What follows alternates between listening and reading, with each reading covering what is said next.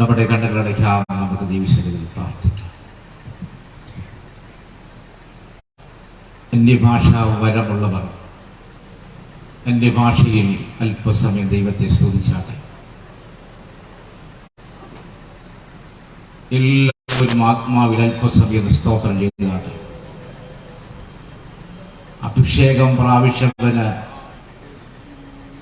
അടങ്ങിയിരിക്കുവാൻ കഴിയുകയില്ല. ഈ ദേശത്തെ അടക്കി വാഴുന്ന ചില പൈശാചിക മണ്ഡലങ്ങൾ വചനത്തിന്റെ ശുശ്രൂഷയ്ക്ക് വിരോധമായി ധൂത് പ്രകാശിക്കാതെ വണ്ണം തടയുന്ന അന്ധകാരത്തിന്റെ ശക്തികൾ ഈ രാത്രി അഴിയേണ്ടതിന് ആത്മാവിൽ സ്തോത്രം ചെയ്താട്ടെ.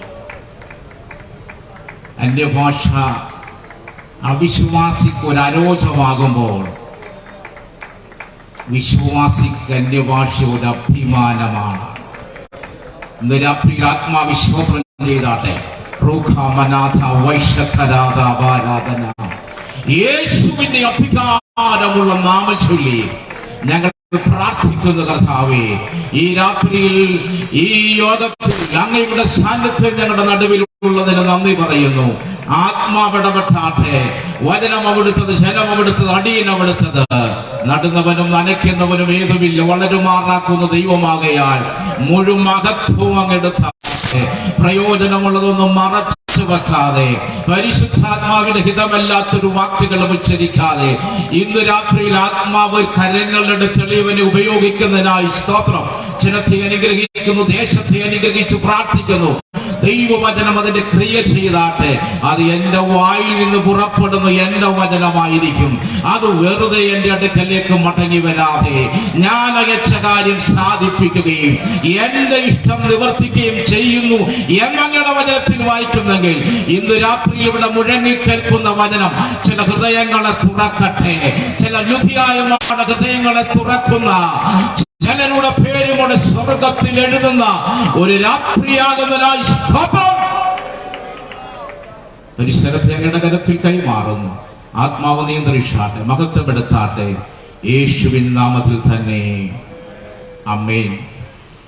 നമ്മുടെ കരങ്ങളും ശബ്ദവും ഉയർത്തി ദൈവത്തെ ഒന്ന് സ്തുതിച്ചാട്ടെ. ഹല്ലേലൂയ. അനുഗ്രഹിക്കപ്പെട്ട ഈ രാത്രി ഓർത്ത് ഞാൻ ദൈവത്തിന് സ്തോത്രം ചെയ്യുന്നു. ഇലഞ്ഞിമേൽ കൺവെൻഷന്റെ രണ്ടാമത് രാത്രിയിൽ നിങ്ങളുടെ നടുവിലായിരിക്കുവാൻ സർവശക്തനായ ദൈവം എന്നെ സഹായിച്ച കൃപകളെ ഓർത്ത് ദൈവത്തിന് ഞാൻ നന്ദി പറയുകയും, വേദിയിലായിരിക്കുന്ന ഈ യോഗത്തിന്റെ അധ്യക്ഷൻ, ഞാൻ സ്നേഹിക്കുന്ന ബഹുമാന്യ ദൈവദാസൻ, ഈ ഇലഞ്ഞിമേൽ പ്രയർ ഫെലോഷിപ്പിന്റെ എല്ലാ സംഘാടകരും, ഞാൻ ഏറെ സ്നേഹിക്കുകയും ബഹുമാനിക്കുകയും ചെയ്യുന്ന കർത്താവിന്റെ ദാസൻ ബേസിൽ പാസ്റ്റർ കുടുംബം, പിതാവ് ബിലു, ഇവരൊക്കെ എനിക്ക് പ്രിയപ്പെട്ടവരാണ്. ഇന്ന് അവരുടെയൊക്കെ നടുവിൽ ഒരുമിച്ച് നിൽപ്പാൻ കർത്താവ് സഹായിച്ചത് ഓർത്ത് ദൈവത്തിന് നന്ദി പറയുന്നു.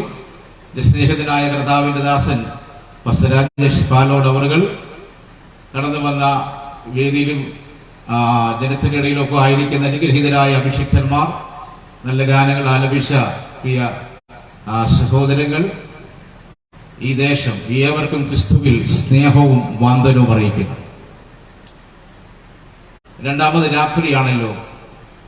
വളരെ പ്രാർത്ഥനയോടെ ദൈവപാദപീഠത്തിൽ ആയിരിക്കാം.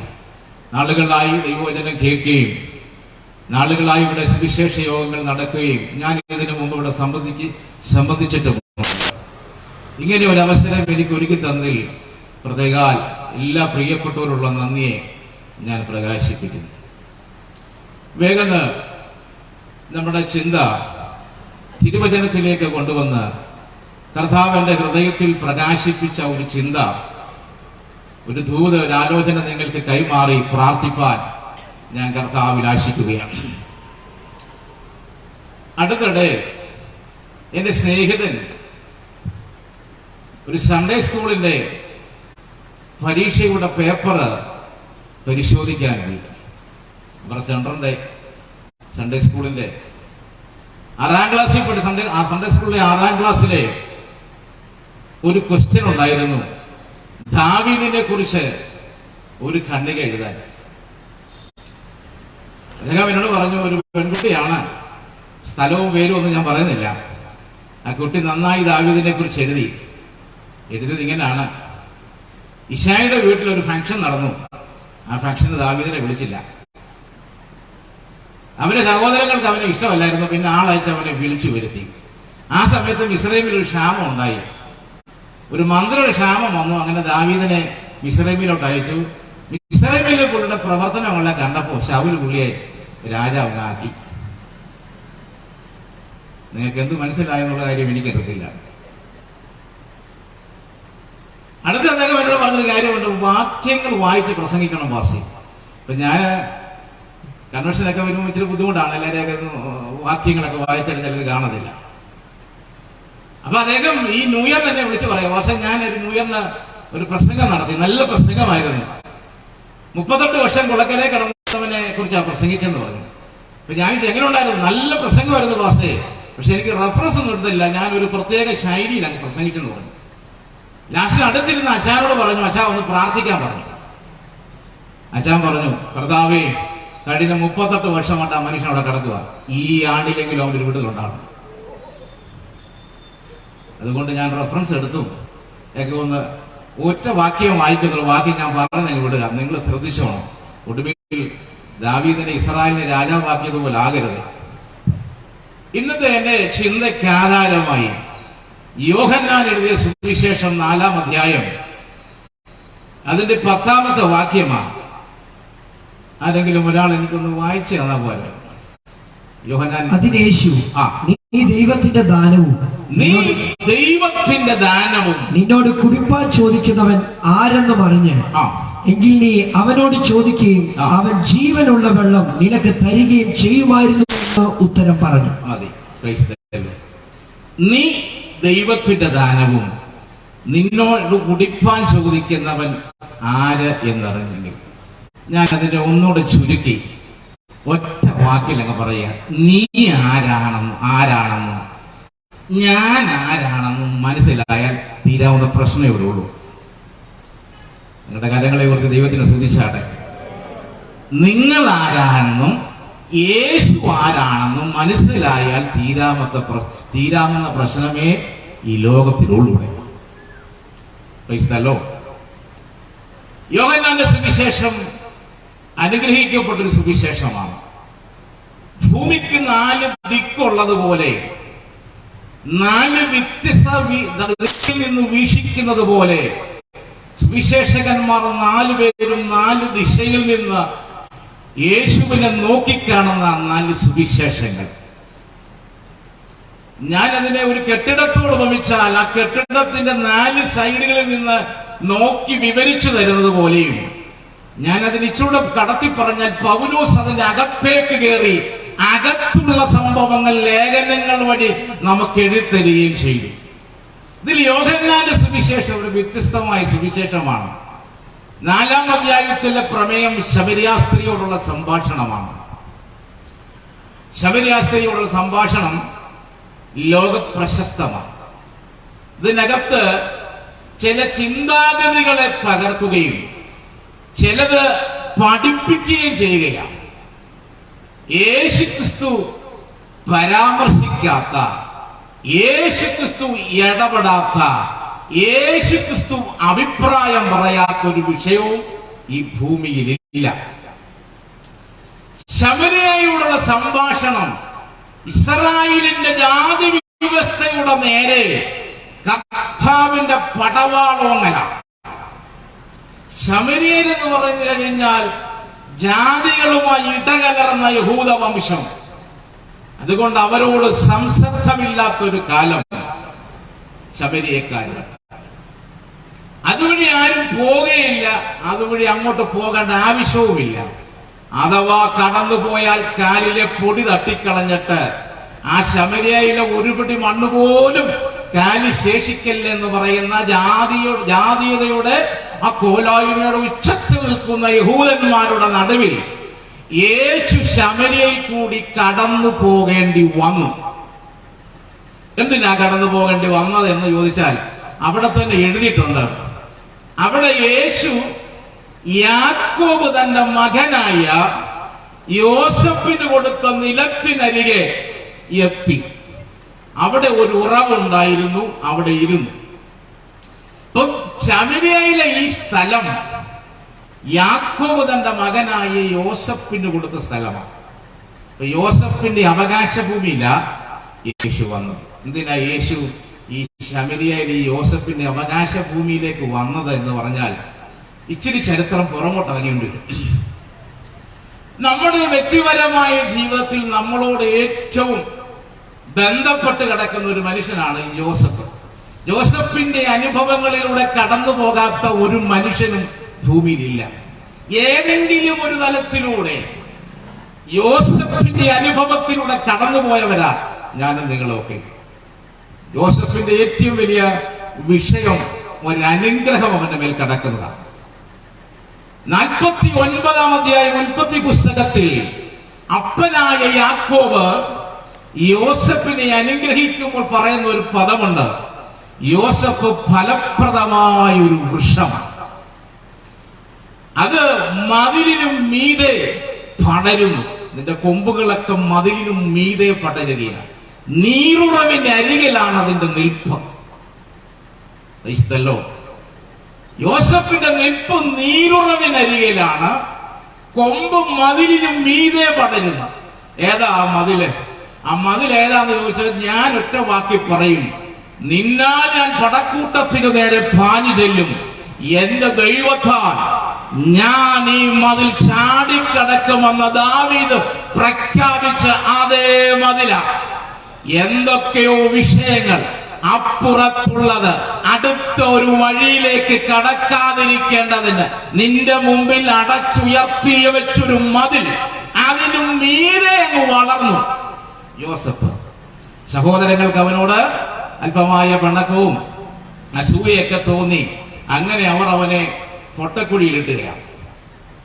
പൊട്ടക്കുഴിയിലിട്ടപ്പോ നിങ്ങൾക്കതിന്റെ ചരിത്രമൊക്കെ അറിയാമെന്ന് ഞാനത് പറഞ്ഞു വിടുക. പൊട്ടക്കുഴിയിലിട്ടപ്പോ നമ്മളതിനെ പൊട്ടക്കിണറെന്നാ വ്യാഖ്യാനിക്കുന്നത്. ആരോ പ്രതീക്ഷയോടെ കുഴിച്ചൊരു കുഴി. ആ കുഴി വെള്ളം കാണാതെ വന്നെല്ലാരും ഉപേക്ഷിച്ച് കളഞ്ഞു.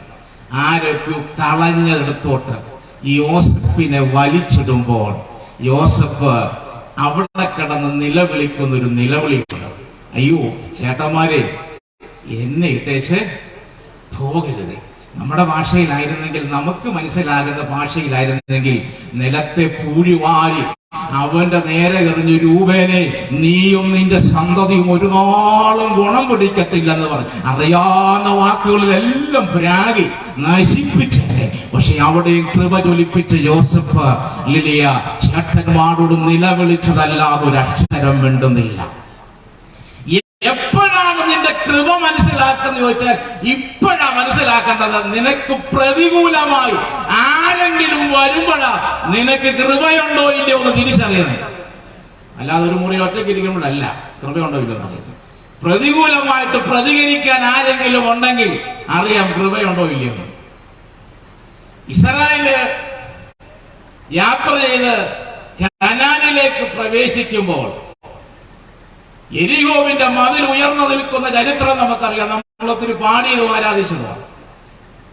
അതിന് 7 ദിവസം നടക്കാൻ നേരത്ത് ദൈവം ഒരു കാര്യമാ പറഞ്ഞ്, മിണ്ടരുത്. മിണ്ടിയാൽ മതിൽ വീഴത്തില്ല. അങ്ങനാണ്. ഇപ്പൊ മിണ്ടിയാൽ മതിൽ വീഴത്തില്ല. അതാർക്കറിയാം? മതിലിൽ പാർക്കുന്നവർക്കറിയാം. അതുകൊണ്ട് അവരെന്ത് ചെയ്ത് കാണും? പ്രകോപനം ഉണ്ടാക്കി കാണും. എന്നെ പോലുള്ള പുള്ളിയാ നടക്കുന്നെങ്കിൽ പറഞ്ഞു കാണും, കൊടുവേറ തടിയാന്നൊക്കെ വിളിച്ചാൽ സ്വാഭാവികമായിട്ട് നമ്മൾ എന്തോ ചെയ്യും? നമ്മുടെ പിള്ളേരെയൊക്കെ അറിയാം. ഇവിടെ അടങ്ങിയിരിക്കാൻ പറഞ്ഞാൽ, ഇങ്ങോട്ട് പാടാന്ന് പറഞ്ഞാൽ അങ്ങോട്ട് പോകുന്ന തലമുറയാണ്. അതുകൊണ്ട് ബുദ്ധിയുള്ള അപ്പന്മാർ പറയും പോടാ അങ്ങോട്ട് പറയും, അപ്പൊ അവൻ ഇങ്ങോട്ടും ചെയ്യും. ആ ഒരു തലമുറയൊക്കെ ഇതിന്റെ പുറകെ നടക്കുന്ന. ആലോചിച്ച് 7 ദിവസം മിണ്ടല്ലേ, ഈ കുഞ്ഞുങ്ങളും മിണ്ടാതെ. നമ്മുടെ സഹോദരിമാരൊക്കെ ആണെങ്കിൽ ഇത്തിരി സംസാരിക്കുന്ന കൂട്ടത്തില്ല, ഇവരും മിണ്ടരുത്. ഈ മിണ്ടാതെ നടക്കുമ്പോ ഇവരെ മിണ്ടിച്ചാൽ മതിൽ വീഴത്തില്ല. അതുകൊണ്ട് പ്രകോപനങ്ങൾ ഉണ്ടായി, ഒന്നിനു പുറകെ ഒന്നായി ഉണ്ടായി കാണാം. പക്ഷെ മിണ്ടാതെ നടന്നപ്പോ മതിൽ വീണെങ്കിൽ ഇന്ന് രാത്രിയിൽ ഒരു സന്ദേശം പന്തലിലിരിക്കുന്നവരോട് ഞാൻ പറയാം, പ്രതികരിക്കാതിരുന്നാൽ നീ ദൈവത്തിന്റെ മഹത്വം കാണാൻ പോവുകയാണ്. അതാ ഞങ്ങൾ പ്രതികരിക്കാതെ ഒന്നിനും. ഈ പ്രതികരണം എന്ന് പറഞ്ഞാൽ ഫേസ്ബുക്കിൽ ഒരു പ്രതികരണം പോലും പാടില്ലെന്ന് എന്റെ അഭിപ്രായം. നമുക്ക് ലാസ്റ്റ് സ്റ്റേജാണല്ലോ ഫേസ്ബുക്ക്, അവസാനം വരുന്ന സാധനം. ഒന്നുമില്ല, ഒരു കമന്റ് ഇട്ടെങ്കിൽ നമ്മൾ എന്ത് ചെയ്യും? എല്ലാം നിർത്തിക്കോണമെന്നാ കേട്ടോ. പ്രതികരിക്കാതിരുന്ന യോസഫിനെ അവർ ഇസ്മായിലെ കച്ചവടക്കാർക്ക് വിറ്റു 20 വെള്ളിക്കാശിന്.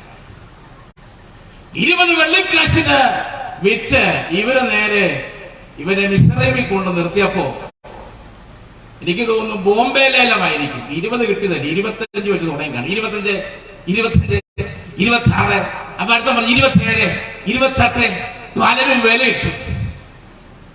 തട്ടി നോക്കി, പിടിച്ചു നോക്കി, ആരോഗ്യമുണ്ടോന്നൊക്കെ നോക്കിയിട്ട് അവരെല്ലാം കൂടെ വിലയിട്ടു. ഞാനൊരു വില ഇടുക, പുസ്തകത്തിലില്ല, 30 വെള്ളിക്കാശ്. എന്തിനാന്ന് ചോദിച്ചാൽ പിന്നെ പറയാം. യോസഫിന് 30 വെള്ളിക്കാശ് വിലയിട്ട്. കണ്ടത് നമ്മൾ സ്റ്റേജിലോട്ട് വരുമ്പോൾ, നമ്മൾ വഴി യാത്ര ചെയ്യുമ്പോൾ, നമ്മൾ ശുശ്രൂഷയ്ക്ക് പോകുമ്പോഴും ഇതുപോലെ നമ്മളെ നോക്കി പലരും വിലയിടാറുണ്ട്. പക്ഷെ ഈ പുസ്തകം എന്നോടൊരു വാക്യം പറഞ്ഞു. എന്താ അറിയാമോ? യെശയ്യാപ്രവചനത്തില്ല, നീ എനിക്ക് വിലയേറിയവനും മാന്യനുമാണ്. ലോകം നിനക്ക് വിലയിടും, പക്ഷെ സ്വർഗം നിനക്കൊരു വിലയിട്ടത് നീ എനിക്ക് വിലയേറിയവനാ. എന്താ കാരണം? നിന്നെ വീണ്ടെടുപ്പ് വില കൊടുത്തത് വിലമതിക്കാൻ കഴിയാത്തൊരു രക്തമാ നിനക്ക് വിലയിട്ടത്. Praise the Lord. ഇവനെ വിലയ്ക്ക് വാങ്ങി വീട്ടിൽ അടിമപ്പണി ചെയ്യുമ്പോൾ അപ്പന്റെ വീട്ടിൽ നിലയെങ്കി ധരിച്ചിരുന്നവൻ ഇവനെ അടിമക്കച്ചവടത്തിന് വിറ്റപ്പോൾ അടിമവസ്ത്രമായ ചാക്കുവസ്ത്രമൊക്കെ ധരിച്ച് ഇവൻ പോകുമ്പോ ഇവൻ ചിന്തിച്ചു കാണും അവന്റെ അപ്പന്റെ വീട്ടിലെ അനുഭവങ്ങൾ. ആരും സഹായിക്കാനില്ലാതെ നിലവിളിയോടെ പോത്തിഫറിന്റെ വീട്ടിലെ ജോലി ചെയ്യുമ്പോഴും അവന്റെ കണ്ണ് നിറഞ്ഞത് ആരും കണ്ടില്ല. ക്രൈസ്തല്ലോ, എന്റെ ഉള്ളിൽ ഒരു ദൂത് വരിക, ഇന്ന് രാത്രി നീ ആരും അറിയാതെ കരഞ്ഞത്, നിന്റെ കണ്ണ് നിറഞ്ഞത് ആരും കണ്ടില്ല. പക്ഷെ നിന്നെ കാണുന്ന ഒരു സ്വർഗം മുകളിലുണ്ടാവും. ക്രൈസ്തല്ലോ, അതുകൊണ്ട് പുസ്തകം പറഞ്ഞു, ഞാൻ നിന്റെ കണ്ണുനീർ തുരുത്തിയിലാക്കി വെച്ചിരിക്കുകയാണ്.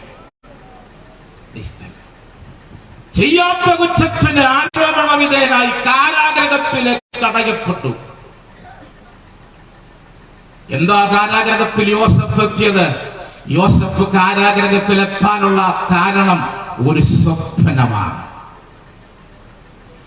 ഒരു സ്വപ്നം യോസഫിനെ കാരാഗ്രഹത്തിലെത്തിച്ചപ്പോ ഖദീരിന്റെ സ്വപ്നം അവനെ സിംഹാസനത്തിലോട്ട് കയറ്റി. രാത്രി ചില ഖദീരിന്റെ സ്വപ്നങ്ങൾ നിന്നെ സിംഹാസനത്തിലോട്ട് കയറ്റാൻ പോവുകയാണ്. ഞാൻ ചോദിച്ചു, ഫൈസൽ, യോസഫ് അവിടെ മന്ത്രിയായി, ധാന്യങ്ങളൊക്കെ ഉണ്ടായി, ക്ഷാമം ഉണ്ടായപ്പോ, സഹോദരങ്ങൾ വന്നപ്പോൾ വ്യക്തിവൈരാഗ്യം തീർക്കാൻ ഒരു അവസരം വന്നു. ആ അവസരം എന്തേ പ്രയോജനപ്പെടുത്താത്തെന്ന് യോസഫ് പറഞ്ഞൊരു മറുപടിയാ ഇന്ന് രാത്രിയിലെ ദൂതിന്റെ വെളിപ്പാടെന്ന് പറഞ്ഞാൽ എന്താ? സഹോദരന്മാരെ, ഇങ്ങനെ ഒരു ക്ഷാമം വരുമെന്ന് അറിഞ്ഞിട്ട് ദൈവം നിങ്ങളെ പോറ്റി പുലർത്തേണ്ടതിന് എന്നെ മുമ്പേ മിസ്രൈമിലേക്ക് അയച്ചതാ. നിങ്ങൾ വിറ്റതല്ല, ദൈവം എന്നെ അയച്ചതാ. ഇതാ വെളിപ്പാട്. അല്ലാതെ സഹോദരൻ, ഒരു വിഷയം വരുമ്പോൾ നിന്നെ തകർത്ത് കളഞ്ഞതല്ല, നിന്നെ തകർക്കാനല്ല, നിന്നെ ഉയർത്താനുള്ള പദ്ധതിയാണെന്ന് ഇന്ന് രാത്രി നീ തിരിച്ചറിഞ്ഞോളാം. ഞാന് ആ 49 എന്ന് പറയാം, ഫലപ്രദമായ വൃക്ഷം തോദാനിൽ വെച്ച് വെട്ടി. യോസഫ് എന്ന വടുവൃക്ഷത്തെ തോദാനിൽ വെച്ച് വെട്ടി. 20 വെള്ളിക്കാശിന് ഇസ്മായിലെ കച്ചവടക്കാർക്ക് വിറ്റു. തടി മിസ്രൈമിൽ ലേലം വിളിച്ചു. 30 വെള്ളിക്കാശിന് യോസഫിനെ പോത്തിഫർ വീട്ടിൽ കൊണ്ടുപോയി. അമ്മാമ്മ പരിശോധിച്ചു നോക്കി, കാതലുണ്ടോ? ഉണ്ട്, കാതലുള്ള തടിയാണ്. കാരാഗ്രഹത്തിലേക്ക് തള്ളി. ആ തടി അവിടെ കിടന്ന് ചെതുക്കിച്ചില്ല. തടിയെക്കുറിച്ച് അറിയാവുന്നവർക്കറിയാം, തടി കടക്കും തോറും കടുപ്പം കൂടുമെങ്കിൽ ലിലിയ ഇയ്യോബിന്റെ പുസ്തകത്തിൽ ഒരു വാക്യം കൂടെ ചേർത്ത് പറയാം, ഒരു വൃക്ഷമായാൽ അതിനൊരു പ്രത്യാശയുണ്ട്. കാരാഗ്രഹത്തിന്റെ അകത്തൊരു സ്വപ്നം രണ്ടുപേർ കണ്ടപ്പോ, ഒരു വെള്ളത്തിന്റെ ഗന്ധം തട്ടിയപ്പോൾ യോസഫ് എന്ന പടുവൃക്ഷം വീണ്ടും മുളപൊട്ടി പുറത്തു വന്നു. അവന്റെ സ്വപ്ന വ്യാഖ്യാനം, അവന്റെ കൃപ പുറത്തേക്ക് വന്നു. അതവനെ സിംഹാസനത്തിലോട്ട് കയറ്റി. ക്രൈസ്തല്ലോ. അപ്പൊ ഞാൻ പറയും, എത്ര വർഷമായിട്ടും കൃപ കളയാതെ സൂക്ഷിച്ച യോസഫിനെ ഓർത്ത് ഞാൻ ദൈവത്തിന് സ്തോത്രം ചെയ്യാം. ഗലാത്യർക്ക് എഴുതിയ രണ്ടാമത്തെ ലേഖനത്തിൽ പൗലോസ് ഗലാത്യർ സഭയ്ക്ക് ലേഖനം എഴുതിയപ്പോൾ ഇങ്ങനെ പറഞ്ഞ്, ഞാൻ യെരൂശലേമിലെ മൂപ്പന്മാരെ കാണാൻ പോവുക. അത് 14 സംവത്സരത്തിന് ശേഷമാ പോകുന്നത്. ഇത് വെറുതെ പോകുകയല്ല, ഒരു വെളിപ്പാടനുസരിച്ചാ പോകുക. അന്ന് കൃപ പ്രാപിച്ചപ്പോ, രക്ഷിക്കപ്പെട്ടപ്പോ പൗലോസ് യെരൂശലേമിൽ ചെന്നപ്പോൾ അപ്പോസ്തലന്മാരെ കണ്ടില്ല. അതിനുശേഷം 14 വർഷം കഴിഞ്ഞാ പോകുന്നേ. 14 വർഷം കഴിഞ്ഞ് പോകുന്നത് വെറുതെ അല്ല, ഒരു വെളിപ്പാടനുസരിച്ചത്രേ. അപ്പൊ ഈ യോഗ പന്തലിനകത്തോട്ടൊരു ദൂത് പറയാം. 14 വർഷം മുമ്പ് പ്രാപിച്ച വെളിപ്പാട് ഇപ്പോഴും പുള്ളിയുടെ കയ്യിലുണ്ട്. ഇനി ഒരു ചോദ്യം നിങ്ങളോട്, 14 വർഷം മുമ്പ് പ്രാപിച്ച കൃപ കയ്യിലുണ്ടോ? 14 വർഷം മുമ്പ് പ്രാപിച്ച പ്രാർത്ഥനാ ജീവിതം കയ്യിലുണ്ടോ? 14 വർഷം മുമ്പ് പ്രാപിച്ച എന്തെങ്കിലും കൃപ ഇന്നും കാത്തു സൂക്ഷിക്കുന്നവരുണ്ടോ? ക്രൈസ്തല്ലോ, ഒരു ചോദ്യമായി കിടക്കട്ടെ. ക്രൈസ്തല്ലോ, പക്ഷെ വർഷങ്ങൾ കഴിഞ്ഞിട്ടും യോസഫിന്റെ കൃപ ജ്വലിച്ചു തന്നെ നിന്നു. യോസഫ് ഇവിടെ മരിക്കാൻ തുടങ്ങുന്ന സമയത്ത് യോസഫ് തന്റെ സഹോദരന്മാരോട് പറഞ്ഞു, ഞാനിവിടെ മരിക്കുക, നിങ്ങള് ദൈവം സന്ദർശിക്കും. അപ്പൊ നിങ്ങൾ ഇവിടെ എന്ത് ചെയ്യും? കൊണ്ടുപോകും. കൊണ്ടുപോകുന്ന സമയത്ത് എന്റെ അസ്ഥി ഗുണം ചെയ്യണം, കൊണ്ടുപോകും. ഈ 48-ാമത്തെ അധ്യായം യാക്കോബിന്റെ അവസാന സമയത്ത് യാക്കോബ് മക്കളെ അനുഗ്രഹിക്കുന്നതിന് തൊട്ടു മുമ്പ് യോസഫിനെ വിളിച്ചു വരുത്തിയിട്ട് അവനോട് പറഞ്ഞു, യോസഫെ, സഹോദരന്മാരിൽ കവിഞ്ഞൊരു അനുഗ്രഹം ഞാൻ നിനക്ക് തരിക. എന്താന്ന് ചോദിച്ചാൽ, അമോനിയരുടെ കയ്യിൽ നിന്ന് ഞാൻ പിടിച്ച വാളും വില്ലും കൊണ്ട് പിടിച്ച ഈ ദേശം ഞാൻ സഹോദരന്മാരിൽ കവിഞ്ഞ് നിനക്ക് അവകാശമായിട്ട് തരിക എന്ന് പറയും. അപ്പൊ ഞാൻ യാക്കോബിനോട് ചോദിച്ചു, മോശമല്ലേ? ഇപ്പോ നമുക്കറിയാം, ഉക്രൈനിൽ റഷ്യ കാണിക്കുന്ന പോലെ ഒരു അധിനിവേശമല്ലേ? ചുമ്മാതിരുന്ന പാവങ്ങളായ അമോനിയരുടെ നേരെ യാക്കോബ് വാളും വില്ലും കൊണ്ട് ചെന്ന് പിടിച്ചെടുത്തത് മോശമായി പോയില്ലേ? അധിനിവേശമല്ലേ യാക്കോബേ? യാക്കോബിനൊരു മറുപടി പറയാനുണ്ട്. പുറമോട്ട് വരാൻ പറഞ്ഞു. ഉൽപ്പത്തി പുസ്തകം 13-ാം അധ്യായത്തിൽ എന്റെ വല്യപ്പൻ നിരാശ കൊണ്ട് തല കുനിച്ചിരുന്നപ്പോൾ എന്റെ ദൈവം ഇറങ്ങി പറഞ്ഞൊരു കാര്യമുണ്ട്, നീ തല പൊക്കി നോക്ക, കിഴക്കോട്ടും പടിഞ്ഞാറോട്ടും വടക്കോട്ടും തെക്കോട്ടും നോക്ക, ഈ കാണുന്ന സ്ഥലം നിനക്കും നിന്റെ സന്തതിക്കും തരും. ആ ദേശത്തായി അമോന്യര് കയറിയിരിക്കുന്നത്. എന്റെ അപ്പനോടുള്ള വാക്തത്വമാണ് ഞാൻ പിടിച്ചെടുത്തത്.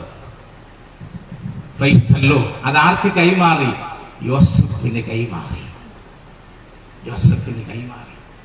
ഈ സ്ഥലം, യോസഫിന് കൈമാറിയ ഈ സ്ഥലം, രാജാക്കന്മാരുടെ 2-ാമത്തെ പുസ്തകം 17-ാം അധ്യായത്തിൽ ഇസ്രായേൽ രാജാവ് പരാജയപ്പെട്ടു കഴിഞ്ഞപ്പോൾ 5 ജാതികളെ കൊണ്ട് ഇവിടെ പാർപ്പിച്ചു. ശമരിയയിൽ 5 ജാതികൾ.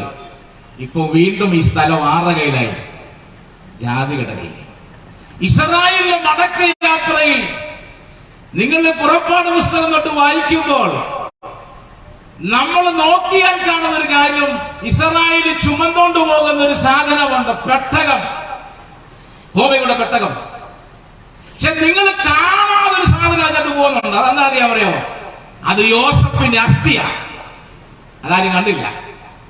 ഞാൻ ചിന്തിക്കുന്നു, എന്റെ ചിന്തയിൽ യോസഫിന്റെ മക്കളായ എഫ്രൈമോ മനശ്ശയോ ഇവരുടെ ആരുടെയൊക്കെയും കയ്യിൽ വരണം മിസ്രൈമിൽ നിന്ന് മടങ്ങുമ്പോൾ അവർ അപ്പന്റെ കുഴിമാടം വാങ്ങി അസ്ഥിയെടുത്ത് അവർ നടക്കുമ്പോൾ അവരുടെ കയ്യിൽ ആരും കാണാതൊരു സാധനമുണ്ട്. അത് യോസഫിന്റെ അസ്ഥിയാണ്. ഈ അസ്ഥി കൊണ്ടുവന്ന് അവർ കുഴിച്ചിട്ട സ്ഥലമാ യോസഫിന്റെ അവകാശ ഭൂമി ശമരിയ. അവിടെ ആര് പിന്നെയും കൈയേറി? ചിലര് കൈയേറി. ഇപ്പൊ നിങ്ങൾക്ക് മനസ്സിലായി കാണും യേശു എന്തിനാ ശമരിയെ വന്നെന്ന്. ചില വാഗ്ദത്തങ്ങൾ പിതാക്കന്മാരോട് കൈമാറിയ ചില അവകാശ ഭൂമികൾ, ചില വാഗ്ദത്തങ്ങൾ ശത്രു പിടിച്ചെടുത്തപ്പോൾ സ്വർഗം അവിടേക്ക് നടന്നു വന്നതല്ല, വന്നതാ. വെറുതെ പോയതല്ല. നിന്റെ വിഷയത്തെ കണ്ടിട്ട് അതിലൊരു പരിഹാരം വരുത്തുവാൻ അവൻ നടന്നു വന്നതാ. അവിടെ വരുമ്പോഴാ ഈ ശമരിയാസ്ത്രീയോടുള്ള സംഭാഷണം തുടങ്ങും. സംഭാഷണത്തിൽ നമ്മൾ വായിച്ച വാക്യം പറഞ്ഞ് നീ ദൈവത്തിന്റെ ദാനം. അപ്പൊ മനുഷ്യൻ ആരാന്ന് ചോദിച്ചാൽ ഒറ്റ വാക്യം പറഞ്ഞ മനുഷ്യനാരാ? മനുഷ്യൻ ദൈവത്തിന്റെ ദാനം. ചൂടെ ചേർത്ത് പറഞ്ഞാൽ ദൈവത്തിന്റെ സൃഷ്ടിയാ മനുഷ്യൻ. ദൈവത്തിന്റെ കരുത്തുറ്റ കരം കൊണ്ട് പണിതെടുത്ത സൃഷ്ടിയുടെ മണിമകുടമാണ് മനുഷ്യൻ. ദൈവത്തിന്റെ ശ്വാസത്താൽ ഉളവായ ജീവൻ വെച്ചവനാണ് മനുഷ്യൻ. ഉൽപ്പത്തി പുസ്തകം 2-ാം അധ്യായം 7-ാമത്തെ വാക്യത്തിൽ നമ്മൾ വായിക്കുന്നു, നിലത്തെ പൊടിയിൽ നിന്ന് ദൈവം മനുഷ്യനെ സൃഷ്ടിച്ചു. അതുകൊണ്ട് ഈ നിലത്ത് എന്തെല്ലാം പൊടിയുണ്ടോ, അതിനകത്ത് എന്തെല്ലാം ധാതു നിക്ഷേപങ്ങളുണ്ടോ, അതെല്ലാം നമ്മൾ ചെയ്തിട്ടുണ്ട്. ഫോസ്ഫറസ് ഉണ്ട്, പൊട്ടാസ്യം ഉണ്ട്, ക്ലോറിൻ ഉണ്ട്, അയഡിൻ ഉണ്ട്, മഗ്നീഷ്യം ഉണ്ട്, ജമ്പുണ്ട്, ഇരുമ്പുണ്ട്, അയഡിൻ ഉണ്ട്. ചുരുക്കം പറഞ്ഞാൽ മണ്ണിൽ എന്തെല്ലാം ഉണ്ട് അതെല്ലാം ആറ് ചെയ്തിട്ടുണ്ട്. അതുകൊണ്ട് ഈ ഒടുവിൽ ഒരു കാര്യം പറഞ്ഞു, നീ പൊടിയാകുന്നു, നീ പൊടിയിലേക്ക് തിരികെ ചെയ്യുന്നു. അതുകൊണ്ട് നമ്മൾ ഒടുക്കം പറഞ്ഞു നീ പൊടിയാകുന്നു എന്ന് പറഞ്ഞ് നമ്മൾ മണ്ണ് വരിയാൻ കിട്ടുള്ളൂ.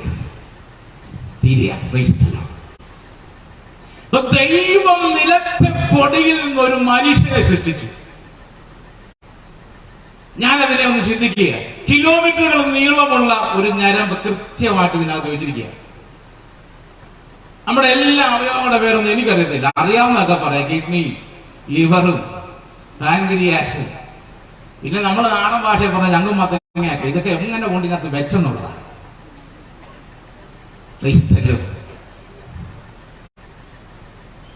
ഈ സ്വതന്ത്രം പറയാൻ എന്റെ പ്രസംഗത്തിന് ശക്തിയൊന്നും വേണ്ട. പിന്നെന്താ മതി? ദൈവമേ നീ എന്നെ അതിശയവും ഭയങ്കരവുമായി സൃഷ്ടിച്ചിരിക്കുന്നു, നിങ്ങളെ നോക്കിയാൽ മതി സ്വതന്ത്രം പറയാൻ. അതിന് പ്രസംഗത്തിന്റെ ദൂതമൊന്നും വേണ്ട, കനം വേണ്ട. പിന്നെ തുമ്മ നോക്കിയാൽ മതി. അച്ഛാ ഇന്ന് രാവിലെ കണ്ട പലരും ഇന്ന് സന്ധ്യയ്ക്കില്ല, അത് സ്വതന്ത്രം ചെയ്യും. ക്രൈസ്തല്ലോ, നമുക്ക് സ്വതന്ത്രം പറയാൻ ഇപ്പം കാര്യമൊന്നും വേണ്ട. പണ്ടൊരാള് പറഞ്ഞു ഈ ചെങ്കടല് പിളർന്നില്ല. അതിന്റെ കാര്യം പുള്ളി പറഞ്ഞ് ശാസ്ത്രമൊക്കെ എടുത്ത ഈ സമയത്ത് ഇസ്രായേൽ വരുന്ന സമയത്ത് വേലി ഇറക്കുവായി. ആ വേലി ഇറങ്ങിയ സമയത്ത് എല്ലാവരും കയറി എന്ത് ചെയ്തു? ഉടനെ ഒരു അമ്മച്ചി ഒറ്റ സ്വോത്രം ഉടനെ ഭാഷ വെച്ച് ഇത് പറയുമ്പോ എങ്ങനെ സ്വോത്രം പറയുന്നത്? അപ്പൊ ഭാഷ വെച്ച് കണ്ണുട്ടി കാണിച്ചു സ്വോത്രം പറയല്ലേ. ഭാഷ പറഞ്ഞ തെറ്റാന്ന് പറഞ്ഞു, പ്രസംഗിക്കുന്ന ആട് പറഞ്ഞ തെറ്റാ. ഉടനെ അമ്മച്ചി പറഞ്ഞു എങ്ങനെ സ്വോത്രം പറയാതിരിക്കും? വേലി ഇറങ്ങിയപ്പോ മുട്ടറ്റം വെള്ളം ഉള്ളപ്പോഴാ ഇസ്രായേൽ അക്കരെ പറഞ്ഞ സ്വോത്രം പറയും. കാരണം എന്താ അറിയാം? ഈ മുട്ടറ്റം വെള്ളത്തിൽ ഫറവോനെ സൈന്യത്തെ മുക്കിക്കളഞ്ഞൊരു ദൈവമുണ്ടെങ്കിൽ ആ ദൈവത്തെ ഞാൻ സ്വോത്രം ചെയ്തു. ഇപ്പൊ സ്വോത്രം പറയാൻ പറ്റില്ല. വിഷയം വേണ്ട, ഒരു വിഷയം വേണ്ട. ക്രൈസ്തലോ, സ്വതന്ത്രം പറയാതിരിക്കാൻ അച്ഛൻ എപ്പോ കണ്ടത് സ്വതന്ത്രം പറയും. അച്ഛനെ കൊണ്ട് റൂമിലിട്ടു, ഇനി ഒരു സ്വതന്ത്രവും പറയില്ലേ. അച്ഛന്റെ റൂമിൽ അടച്ചിട്ട് പോവാ, ഒരു സ്വതന്ത്രം പറയാൻ. അച്ഛൻ നോക്കുമ്പോൾ സ്വതന്ത്രം പറയാൻ ഒരു വകുപ്പില്ല. നമ്മുടെ കൂടെ ഇങ്ങനെ ഇരിക്കുക, എന്തോ പറയണമെന്ന് ആലോചിച്ചിരിക്കുമ്പോഴാ ഒരു പത്രം കണ്ടത്. ആ പത്രം നോക്കി വരുന്നത് സമുദ്രത്തിന്റെ ആഴം ഉള്ളി വരാൻ പറഞ്ഞു. പിള്ളേർ ഉള്ളി വന്നു, എന്തിനാ പത്രം പറഞ്ഞത്? അത് ഈ സമുദ്രത്തിന്റെ സമുദ്രത്തിന് ആഴം കണ്ടെന്ന് പറഞ്ഞ ഇത് സമുദ്രത്തിന് ആഴം കണ്ടതിന് എന്തിനാ ഗോത്രം പറയുന്നത്? ഇപ്പം പറഞ്ഞു, എന്റെ പാപങ്ങളെ സമുദ്രത്തിന്റെ ആഴത്തിലേക്ക് ഇട്ടുകളഞ്ഞ ഒരു ദൈവത്തെ കുറിച്ച് ഓർത്തപ്പോ ഗോത്രം പറയാൻ മനോരമ വായിച്ചാലും മതി.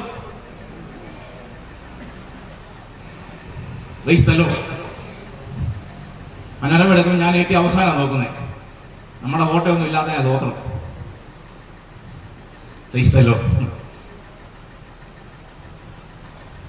ഗോത്രം പറഞ്ഞോണം, അത്ഭുതകരമായി നമ്മളെ സൃഷ്ടിച്ചിട്ടുണ്ട്. എല്ലാവരൊക്കെ പറയുന്നുണ്ട് കൊരങ്ങൊക്കെ പരിണമിച്ച് വന്നാന്നൊക്കെ പറയാം. ആരാന്ന് ഏതാണ്ടൊക്കെ പറയും. എനിക്ക് ശാസ്ത്രമൊന്നും അത്ര അറിവില്ല. എന്നാലും ഞാൻ പറയാം, ഈ പരിണാമ സിദ്ധാന്തം നിന്നു പോകുന്ന ഒന്നല്ല. അങ്ങനെയാണെങ്കിൽ പരിണമിച്ച് പകുതിയായ ഏതെങ്കിലും ഒരു ജീവിയെ കാണുമല്ലോ. ഈ കൊരങ്ങ് ഇങ്ങോട്ട് പരിണമിച്ച് പകുതിയായ ഏതെങ്കിലും ഒരു ജീവി, അങ്ങനെ ഏതെങ്കിലും ജീവി ആരെങ്കിലും എവിടെയെങ്കിലും കണ്ടിട്ടുണ്ടോ? പിന്നെ നമ്മൾ ഈ ഡിസ്കവറിങ് നാഷണൽ ജിയോഗ്രാഫിക്കൊക്കെ നോക്കിയാൽ മനുഷ്യനെ പോലുള്ള കുരങ്ങുണ്ട്, കുരങ്ങിനെ പോലുള്ള മനുഷ്യന് ഒക്കെ ഉണ്ട്. പക്ഷെ മനുഷ്യന് മാത്രമുള്ള പ്രത്യേകത ചിന്തിക്കാനുള്ള കഴിവ്.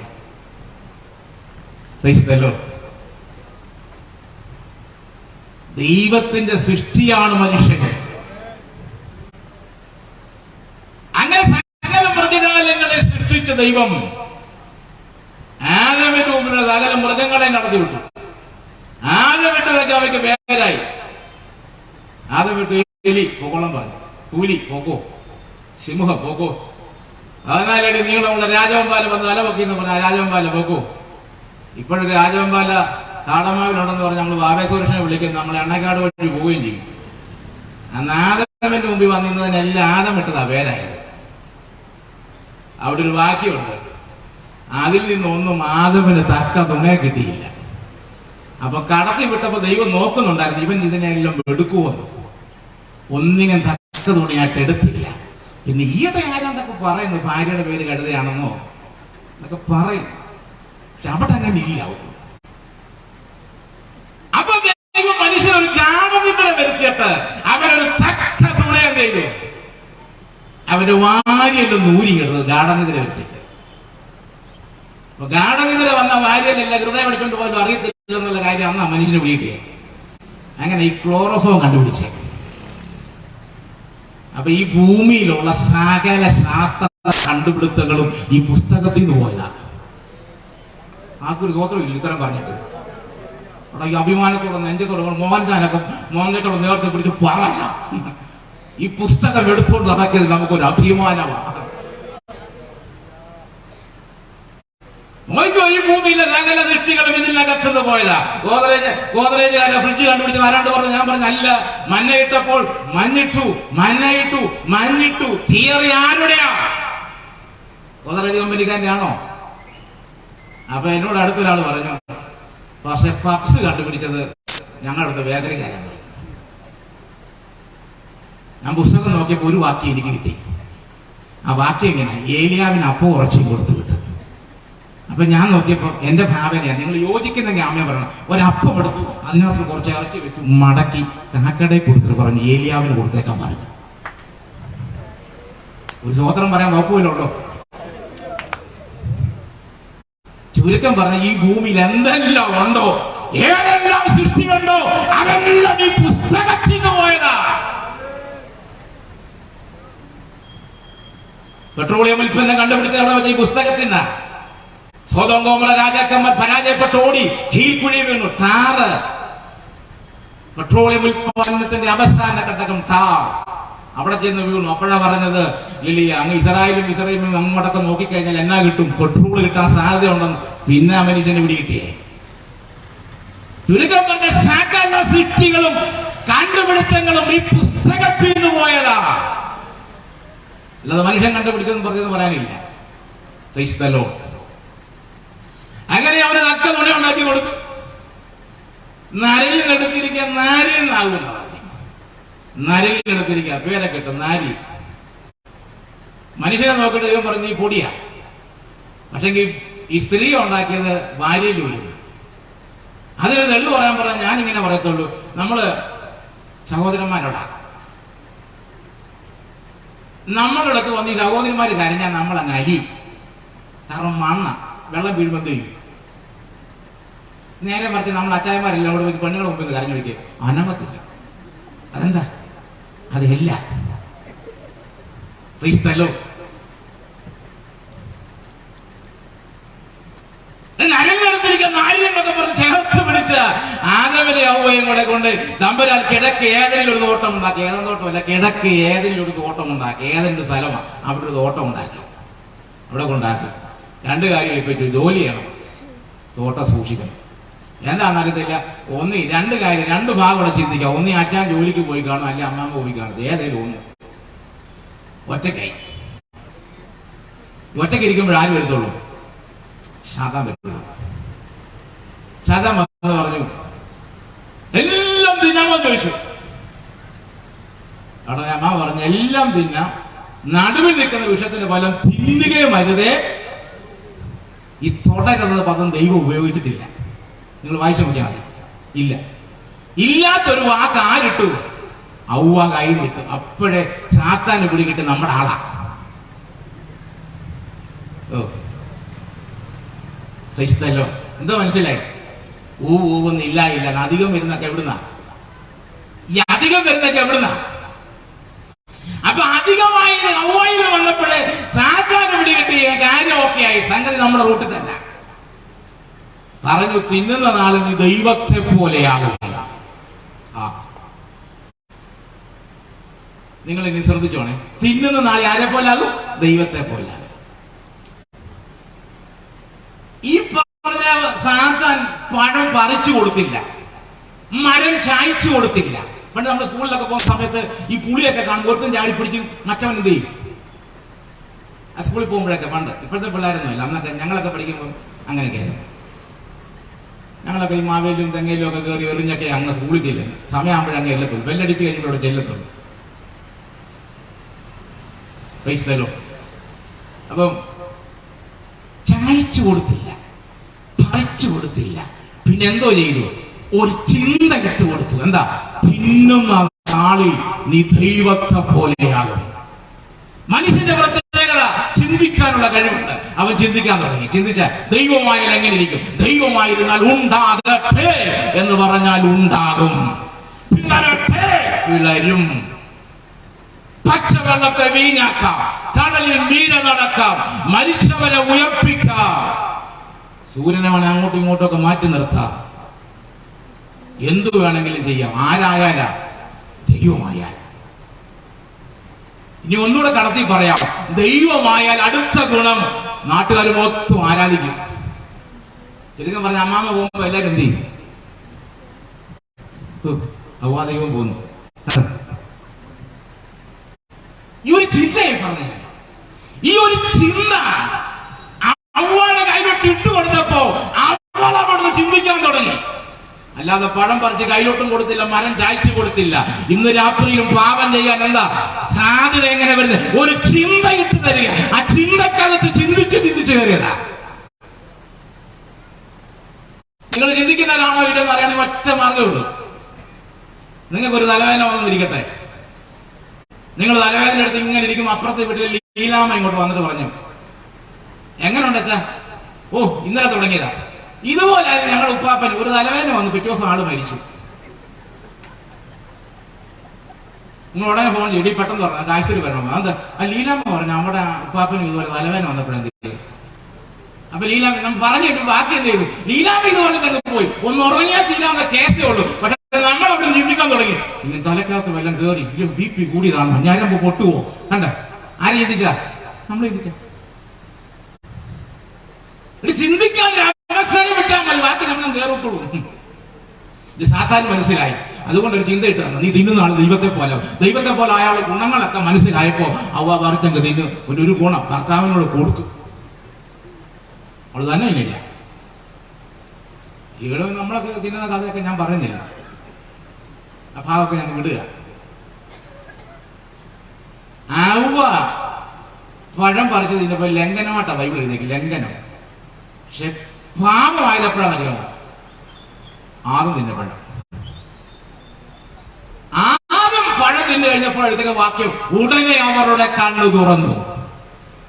അപ്പൊ ഞാൻ ചിന്തിച്ചു, എന്തുകൊണ്ടാ ഔവ പറിച്ചപ്പം തിന്നപ്പോ എന്താ കണ്ണ് തുറക്കാൻ ചോദിച്ചാൽ ഔവയോട് ദൈവം ഡയറക്റ്റായിട്ട് ഈ കാര്യം പറഞ്ഞിട്ടില്ല. നിങ്ങൾ വായിച്ചു നോക്കൂ, ഇത് ആദമിനോട് പറഞ്ഞിട്ടു. പിന്നെ എങ്ങനെ ഔവ ഇറങ്ങി? അത് വാമൊഴിയായിട്ട് കിട്ടിയത് ആരാ? ആദം പറഞ്ഞു കൊടുത്തതാ. ഈ പഴം പറിച്ചു കഴിഞ്ഞില്ല. ഇത് കേട്ടപ്പോ ദൈവത്തിന്റെ ശാപം വന്ന് കഷ്ടവും ഗർഭധാരണവും വേദനയെല്ലാം വന്നു കഴിഞ്ഞപ്പോ നമ്മളൊരു അമ്മച്ചി അന്ന് മുതൽ പറയാൻ തുടങ്ങി, ഈ ഔവ ഒരുത്തി കാരണം എനിക്ക് ഗതി വന്നത്. ഔവ എന്നും രാവിലെ പറയും, ഇവളൊരുത്തി കാരണം, അല്ലെങ്കിൽ എനിക്ക് കിടന്ന് കഷ്ടപ്പെടേണ്ട കാര്യമൊന്നും ഇല്ലായിരുന്നു പറഞ്ഞു. ഇങ്ങനെ പറഞ്ഞിരിക്കുമ്പോഴത്തേക്ക് അപ്പച്ചൻ ഇത് കേട്ട് സഹി കേട്ട് അപ്പച്ചൻ എന്തെന്നറിയാമോ, ഒരു ദിവസം ഒരു പൂച്ചയെ പിടിച്ചിട്ട് ഒരു കൊട്ടക്കകത്ത് അടച്ചു വെച്ചു പറഞ്ഞിട്ട് ഞാനൊരു സാധനം ഉള്ളവറ്റുണ്ട് തുറന്നു നോക്കലെന്ന് പറഞ്ഞു. അപ്പച്ചൻ ജോലിക്ക് പോയി. അമ്മച്ചി ഒരു 9 മണി വരെ പിടിച്ചു. 9 മണിയായപ്പോ അമ്മച്ചിക്ക് ആകാംക്ഷ, ഇന്നത്തെ ഇതെന്താ? ഒരു 9:30 അമ്മച്ചിക്ക് ഇതെന്താണ്? 10 മണിയായപ്പോ അമ്മച്ചി പൊക്കി നോക്കി പൂച്ച ചാടിപ്പോയി. വൈകിട്ട് അച്ഛൻ വന്നപ്പോ ചോദിച്ചു, എന്ത് ചെയ്യും? കൊട്ട പൊക്കി നോക്കും, കൊട്ടയെ പൂച്ചയില്ല. അപ്പൊ നീ പൊക്കിയോ? നിങ്ങളൊന്ന് പറഞ്ഞിട്ട് പോകണ്ടായിരുന്നു, എനിക്ക് ഇത്ര ടെൻഷനുണ്ട്. ഇത് തന്നെ അവിടെയും. ഇതെന്താണെന്ന് അറിയാനുള്ള ആകാംക്ഷയാ അവനെ പാപത്തിലേക്ക് കൊണ്ടുപോയത്.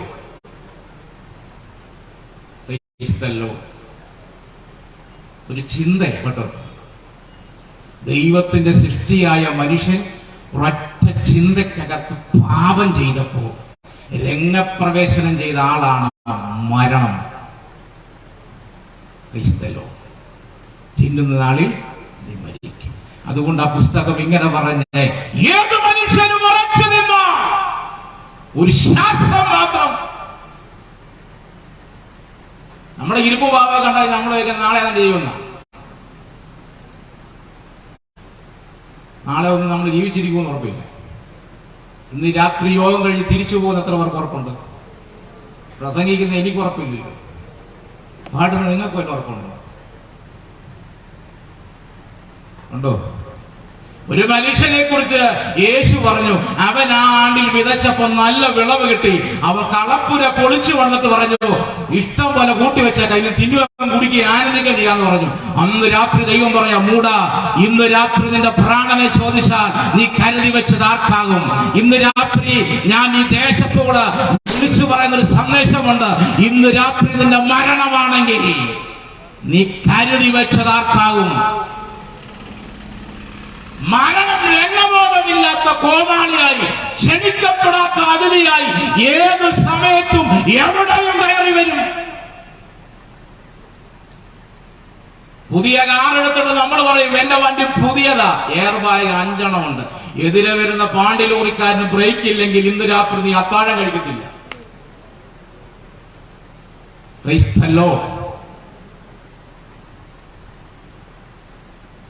മനുഷ്യ ക്ഷണികനാണ്. ഏത് സമയത്തും അടുത്ത സെക്കൻഡിൽ ജീവിക്കുമെന്ന് ഉറപ്പില്ലാത്ത ഞാനും നിങ്ങളോ പിടിവാശി പിടിച്ചിരിക്കുന്നത്. രാത്രിയിൽ ഈ സന്ദേശം പറയുമ്പോൾ ദൈവം എന്റെ ഉള്ളിലേക്ക് തന്നിട്ട് ദൂത, ആധാരത്തിന്റെ പേര് അപ്പം മരിച്ചു കഴിഞ്ഞപ്പോ സ്വത്ത് ഭാഗിക്കുന്ന പേരിൽ സഹോദരങ്ങളോട് മിണ്ടാതിരിക്കുന്നവരെ എനിക്കറിയാം. ഈ അടുത്ത സെക്കൻഡ് ജീവിച്ചിരിക്കുമെന്ന് ഉറപ്പില്ലാത്തവൻ ആധാരം പിടിച്ചോണ്ടിരിക്കുക. ഇന്ന് രാത്രി ക്രമീകരണം പ്രാപിച്ചോണം. ഉരുക്കുവല്ല് കൊണ്ട് ഉലകത്തെ ചവച്ചരച്ച മഹാരഥന്മാർ, ലോകത്തെ കീഴ്മേൽ മറിച്ച ഹിറ്റ്ലറും നാസി പടയും മുസോളിനിയുടെ ഫാസിസമൊക്കെ ഒരു മരണത്തിനു മുമ്പിൽ കീഴടങ്ങി. 25-ാമത്തെ വയസ്സിൽ ചോരത്തുളപ്പോട് ഓടി ലോകത്തെ പടവെട്ടി പിടിച്ച അലക്സാണ്ടറും മരണത്തിന് കീഴടങ്ങിയിട്ട് 2 കൈയും വെളിയിലോട്ടിട്ട് പറഞ്ഞു, ലോകത്തിനൊരു സന്ദേശം കൊടുത്തു, അലക്സാണ്ടർ വെറും കൈയോടെ പോകുന്നു. ഇതാ യോബിന്റെ പുസ്തകത്തിൽ വായിക്കുന്നത്, നഗ്നനായി ഞാൻ ലോകത്തിലേക്ക് വന്നു, നഗ്നനായി തന്നെ പോകുന്നു. മരണം ഒരു ദിവസം എന്നെ നിങ്ങളെയൊക്കെ സന്ദർശിക്കും, പിടിക്കും. ഉറപ്പില്ലാത്ത ജീവിതത്തിലാണ് നമ്മൾ നടക്കുന്നത്. അതുകൊണ്ട് ഇന്ന് രാത്രിയിൽ ക്രമീകരിക്കപ്പെടേണ്ട മേഖലകളെല്ലാം ക്രമീകരിച്ചേ മതിയാകൂ. മരണം നിന്നെ പിടിക്കും.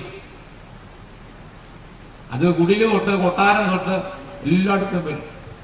പണ്ഡിതനോ കുചേലനോ കുബേരനോ വ്യത്യാസമില്ലാതെ എല്ലായിടത്തും മരണം ഒരു നാൾ വരും.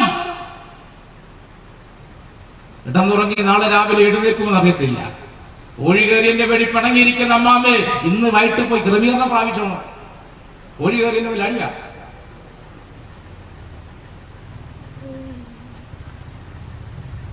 ജോലിയിൽ തന്റെ കീഴിൽ നിൽക്കുന്ന തൊഴിലാളികളോട് മോശമായി പെരുമാറിയിട്ട് വന്നിരിക്കുന്നവര് നാളെ രാവിലെ ജോലിക്ക് പോകുന്ന ഉറപ്പില്ല.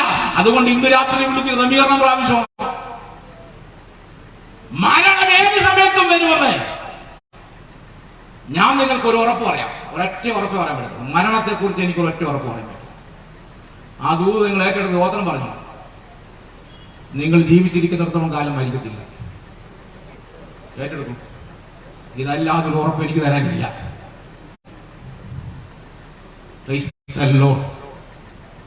മരണം ഒരു ദിവസം വരും, വന്നേ പറ്റൂ.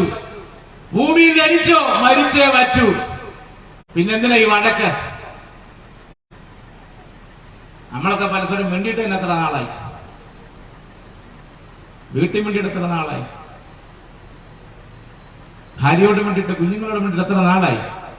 അപ്പനോട് മിണ്ടാതെ നടക്കുന്ന കുഞ്ഞുങ്ങളെ എനിക്കറിയാം. ക്രമീകരിച്ചോണം, മരണം നിന്നെ പിടിക്കും. ഈ മരണം എന്നൊക്കെ പറയുമ്പോൾ പണ്ട് ഒരു മരണവില്ലോട് നമ്മൾ പോകുമ്പോൾ ചോദിക്കും എത്ര വയസ്സായി?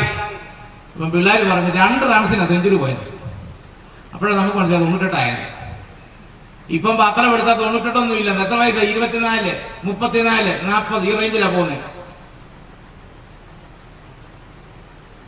24, 30, 40 ഒക്കെ പോയതിന്റെ ഭാഗ്യം. കൊറോണയെ അതിജീവിച്ച ഒരു കൂട്ടത്തെ ഇവിടെ ഇരുത്തെങ്കിൽ ഗോത്രം പറയാൻ, ക്രമീകരിക്കാൻ, അല്ലെങ്കിൽ ആ കൂട്ടത്തിൽ എടുത്തേനെ. ഈ കൊറോണ വന്ന കൂട്ടത്തിലെ എടുത്തേനെ. എടുക്കാതെ വെച്ചത് എന്തിനാ വെച്ചാൽ ചിലതും കൂടെ ക്രമീകരിക്കാനുണ്ട്. അതുകൊണ്ടാണ് ഇന്നത്തെ രാത്രിയിൽ യോഗം അതിനാ.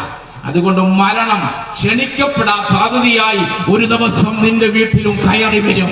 അതിനു മുമ്പേ നീ രക്ഷിക്കപ്പെട്ട, അതിനു മുമ്പേ നീ ക്രമീകരണം പ്രാപിച്ചോണം. നിന്റെ ആരോഗ്യം ക്ഷയിക്കും. ഒറ്റ പനി മതി, നീ താഴെ വീഴും. പിന്നെ ദൈവമക്കൾക്കുള്ള പ്രത്യാശ. തെസ്സലോനിക്കർ ലേഖനം എഴുതുമ്പോൾ പൗലോസ് പറഞ്ഞൊരു വാക്യമുണ്ട്. 1 തെസ്സലോനിക്കർ 4-ാം അധ്യായം 16-ാമത്തെ വാക്യമാണ്. കർത്താവ് തന്റെ ഗംഭീരനാദത്തോടും പ്രധാന ദൂതന്റെ ശബ്ദത്തോടും ദൈവത്തിന്റെ കാഹളത്തോടും കൂടെ സ്വർഗ്ഗത്തിൽ ഇറങ്ങി വരുമ്പോൾ ക്രിസ്തുവിൽ മരിച്ചവർ മുമ്പേ ഉയർത്തെഴുന്നേൽക്കും. മരണം ഒരു ദിവസം നമ്മളെ പിടിച്ചാൽ പുസ്തകം പറയുന്നു, ഇന്നു മുതൽ കർത്താവിൽ മരിക്കുന്ന വൃതന്മാർ ഭാഗ്യവാന്മാർ. അതുകൊണ്ടാണ് നമുക്ക് ഈ മരണത്തെ പേടിയില്ലാതിരിക്കുന്നത്. ഇതൊക്കെ ഞാൻ അങ്ങ് പറയുന്ന പ്രത്യാശ കൊണ്ട് പറയുന്ന. ഗുളിയൊക്കെ മേടിച്ച് പേഴ്സിനകത്ത് വെച്ചിട്ടാണ് ഇരിക്കുന്നത്. മരിക്കാൻ പേടിയുള്ളവരെന്തല്ലേ ഗുളിയൊക്കെ വെച്ച് മരിക്കുന്നത്? നമുക്കും പേടിയാ. കാര്യമൊക്കെ ശരിയാണെങ്കിലും പേടി കിടക്കുക. ഒരു ദിവസം ദാവീദ് പറഞ്ഞൊരു വാക്കുണ്ട്. എന്താണെന്നറിയാമോ?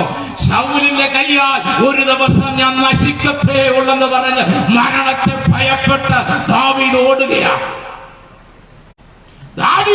മരണത്തെ ഭയപ്പെട്ട് ഓടുന്ന വഴിയിൽ താൻ വിളിച്ചു പറയാ, ഒരു നാൾ ഞാൻ ഈ ശൗലിന്റെ കയ്യാൽ നശിക്കത്തേ ഉള്ളൂ. അപ്പോസ്തലപ്രവൃത്തി വായിക്കുമ്പോൾ അഗബാസ് എന്ന് പറയുന്നൊരു പ്രവാചകൻ വന്നിട്ട് പൗലോസിന്റെ അരക്കച്ച എടുത്തിട്ട് കൈകാലുകളെ ബന്ധിച്ചിട്ട് പറഞ്ഞു, ഈ അരക്കച്ചയുടെ ഉടയവനെ യെരൂശലേമിൽ യഹൂദന്മാർ ഇങ്ങനെ ബന്ധിക്കുമെന്ന് പറഞ്ഞപ്പോൾ പൗലോസ് പറയാ, യെരൂശലേമിൽ ബന്ധിക്കപ്പെടാനല്ല, മരിക്കാൻ കൂടി ഞാൻ ഒരുക്കമായിരിക്കുന്നു. ഫിലിപ്പിയർ 1-ാം അധ്യായം, എനിക്ക് ജീവിക്കുന്നത് ക്രിസ്തു, മരിക്കുന്നത് ലാഭവുമാണ്. വിട്ടുപിരിഞ്ഞ ക്രിസ്തുവിനോട് നേർന്നിരിപ്പാൻ എനിക്ക് കാംക്ഷയുണ്ട്. അത്യുത്തമമല്ലോ. മരണത്തെ ഭയമില്ലാതെ പൗലോസ് ഇത് പറയാനുള്ള കാരണം എന്താണെന്ന് ചോദിച്ചാൽ, ദാവീദിന്റെ കാലഘട്ടം മുതൽ പൗലോസിന്റെ കാലഘട്ടത്തിനിടയിൽ ഇടയ്ക്കൊരു സംഭവം നടന്നു. ആ ഇടയ്ക്ക് നടന്ന സംഭവം കാൽവറിയുടെ കുലക്കളവാ. അവിടെ മരണത്തിന്റെ അധികാരിയായ പിശാചിനെ തന്റെ മരണത്താൽ നീക്കിയപ്പോ പൗലോസ് ആ വെളിപ്പാട് പ്രാപിച്ചിട്ട് പറയാ, എനിക്ക് ജീവിക്കുന്നത് ക്രിസ്തു, മരിക്കുന്നത് ലാഭമാണ്. ഇത്രയും പറഞ്ഞ ആ ഭാഗം അവസാനിപ്പിക്കുകയാണ്. മരണം ഒരു ദിവസം പിടിക്കും. ഞാനും നിങ്ങളും മരണത്തിന് അധീനനായ മനുഷ്യനാണ്. ഞാനും നിങ്ങളും ദൈവത്തിന്റെ സൃഷ്ടിയാണ്. പറയാൻ മനസ്സിലായാൽ മതി. നീ ആരാന്ന് ചോദിച്ചാൽ ഒറ്റ പറഞ്ഞാൽ ഞാനൊരു ശ്വാസം മാത്രം. പുറത്തേക്ക് വിട്ട ശ്വാസം അകത്തേക്ക് വലിക്കാൻ കഴിഞ്ഞില്ലെങ്കിൽ എന്നെ അനീഷ് പുത്തൻകാവ് എന്ന് വിളിക്കത്തില്ല. പിന്നെന്തോ കാണാൻ വന്ന് ചോദിച്ചാൽ ബേസിൽ പാസ് പറയും, ബോഡി കാണാൻ വന്നാന്ന് പറയും. ഇന്നലെ വരെ പുത്തൻകാവ് വാസെന്ന് വിളിച്ച ബേസിൽ പാസ് പറയും, ബോഡി കാണാൻ വന്നാണ് എന്ന് പറഞ്ഞില്ല. അകത്തോട്ട് വലിച്ച ശ്വാസം പുറത്തോട്ട് വിട്ടില്ലെങ്കിൽ ഇത്രയേ ഉള്ളൂ ഞാനും നിങ്ങളും ഒക്കെ. ഇന്ന് രാത്രി നീ ചിന്തിച്ചോണം. ഇന്ന് രാത്രി നീ ചിന്തിച്ചോണം, നീ ഇത്ര ക്ഷണികനാണെന്ന് ചിന്തിച്ചോണം. ഇന്ന് രാത്രിയിൽ ഈ മരണത്തിൽ നിന്ന്, മരണം കൊണ്ട് അവസാനിക്കുമെന്ന് നീ ചിന്തിക്കുന്നിടത്ത് മരണം കഴിഞ്ഞപ്പുറമായ ഒരു ജീവിതമുണ്ട്. അതാ ഞങ്ങളുടെ സന്ദേശം. മരണത്തിനപ്പുറമായി മനുഷ്യനൊരു ജീവിതമുണ്ട്. ആ ജീവിതം എങ്ങനെ നേടിയെടുക്കണമെന്ന നീ ക്ഷണികനാണോ? നീ വാ, ഞങ്ങളുടെ ഇടയിലോട്ട് വാ, ഞങ്ങൾക്ക് പറഞ്ഞു തരാം. മരണത്തെ ജയിച്ച ഒരുവൻ, അത് ഇന്ന് രാത്രി ഞാൻ ഉയർത്തുന്ന കർത്താവായ ക്രിസ്തുയേശു തന്നെ.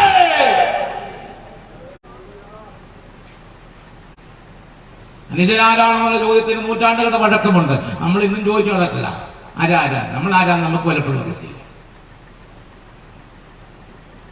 നമ്മൾ ഇത്രയേ ഉള്ളൂ, ദൈവത്തിന്റെ സൃഷ്ടിയാണ്. ഇത്ര ചിന്തിച്ചാൽ മതി. അടുത്തൊരു ചോദ്യം, സമയവും വേഗം പോകുന്നതുകൊണ്ട്. അപ്പൊ നമ്മൾ ആരാന്ന് ഇവിടെ കിട്ടിയല്ലോ. ഇനി ദൈവം ആരാണെന്ന് ഞാൻ പറയാൻ പോവാം. യേശു ആരാണെന്ന ചോദ്യം മത്തായിയുടെ സുവിശേഷം 16-ാം അധ്യായം 13-ാമത്തെ വാക്യത്തിൽ യേശു ശിഷ്യന്മാരോട് ചോദിച്ചു, മനുഷ്യപുത്രനെ കുറിച്ച് എന്തോ പറയുന്നു ചോദിച്ചു. നിങ്ങളൊക്കെ എന്നാ പറയുന്നത്? അപ്പൊ അവർ പറഞ്ഞു, യോഹന്നാൻ സ്നാപകനാന്ന് പറഞ്ഞു, ഏലിയാവാന്ന് പറഞ്ഞു, യിരെമ്യാവാന്ന് പറയുന്നു, പ്രവാചകന്മാരിൽ ഒരുത്തനാന്ന് പറഞ്ഞു. ഇതെല്ലാം മനുഷ്യന്മാരാണ്. അപ്പൊ യേശുവിനെ അവർ മനുഷ്യനോട് ഉപമിച്ച കാണിക്കുന്നേ. യോഹന്നാൻ സ്നാപകനാണ്. അപ്പൊ ചുരുക്കം പറഞ്ഞാൽ ഇവർക്ക് ഒരു കൺഫ്യൂഷൻ ഉണ്ട്, ഇതാരാണ്, യേശു ആരാണെന്നൊരു കൺഫ്യൂഷൻ ഉണ്ട് എല്ലാവർക്കും. യേശു ആരാന്ന് തെളിയിക്കാൻ വേണ്ടി സംവാദം നടത്തുന്നു, യേശുവിന്റെ ദൈവത്തെ തെളിയിക്കാൻ വേണ്ടി സംവാദം നടത്തുന്നു. ഞാൻ ഒറ്റ കാര്യം പറയാം, ഒറിജിനൽ പരസ്യത്തിന്റെ ആവശ്യമില്ല മുന്നേ. ബാക്കി എല്ലാത്തിനും പരസ്യം വേണം.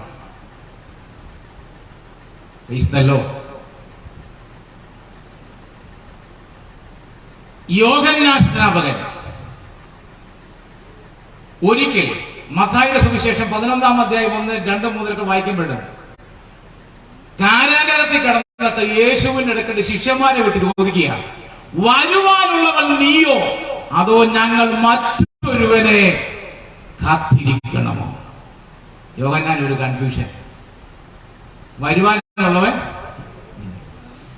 നിങ്ങൾ നോക്കിയേ, യോഹന്നാന്റെ സുവിശേഷം 1-ാം അധ്യായത്തിൽ യോഹന്നാൻ തന്നെ പറയുക, എന്നെ സ്നാനം കഴിപ്പിക്കാൻ അയച്ചവൻ എന്നോട് പറഞ്ഞു, നീ സ്നാനം കഴിപ്പിക്കുമ്പോൾ പരിശുദ്ധാത്മാവ് ആരുടെ മേൽ ഇറങ്ങുന്നുവോ അവൻ പരിശുദ്ധാത്മാവിൽ സ്നാനം കഴിപ്പിക്കുന്നവനാണ്. അപ്പൊ യോഹന്നാനെ സ്നാനം കഴിപ്പിക്കാൻ അയച്ചവൻ പറഞ്ഞു. കഴിപ്പിക്കാൻ അയച്ചതാരാ? മരുഭൂമിയിൽ യഹോവയുടെ അരുളപ്പാട് യോഹന്നാനുണ്ടായി.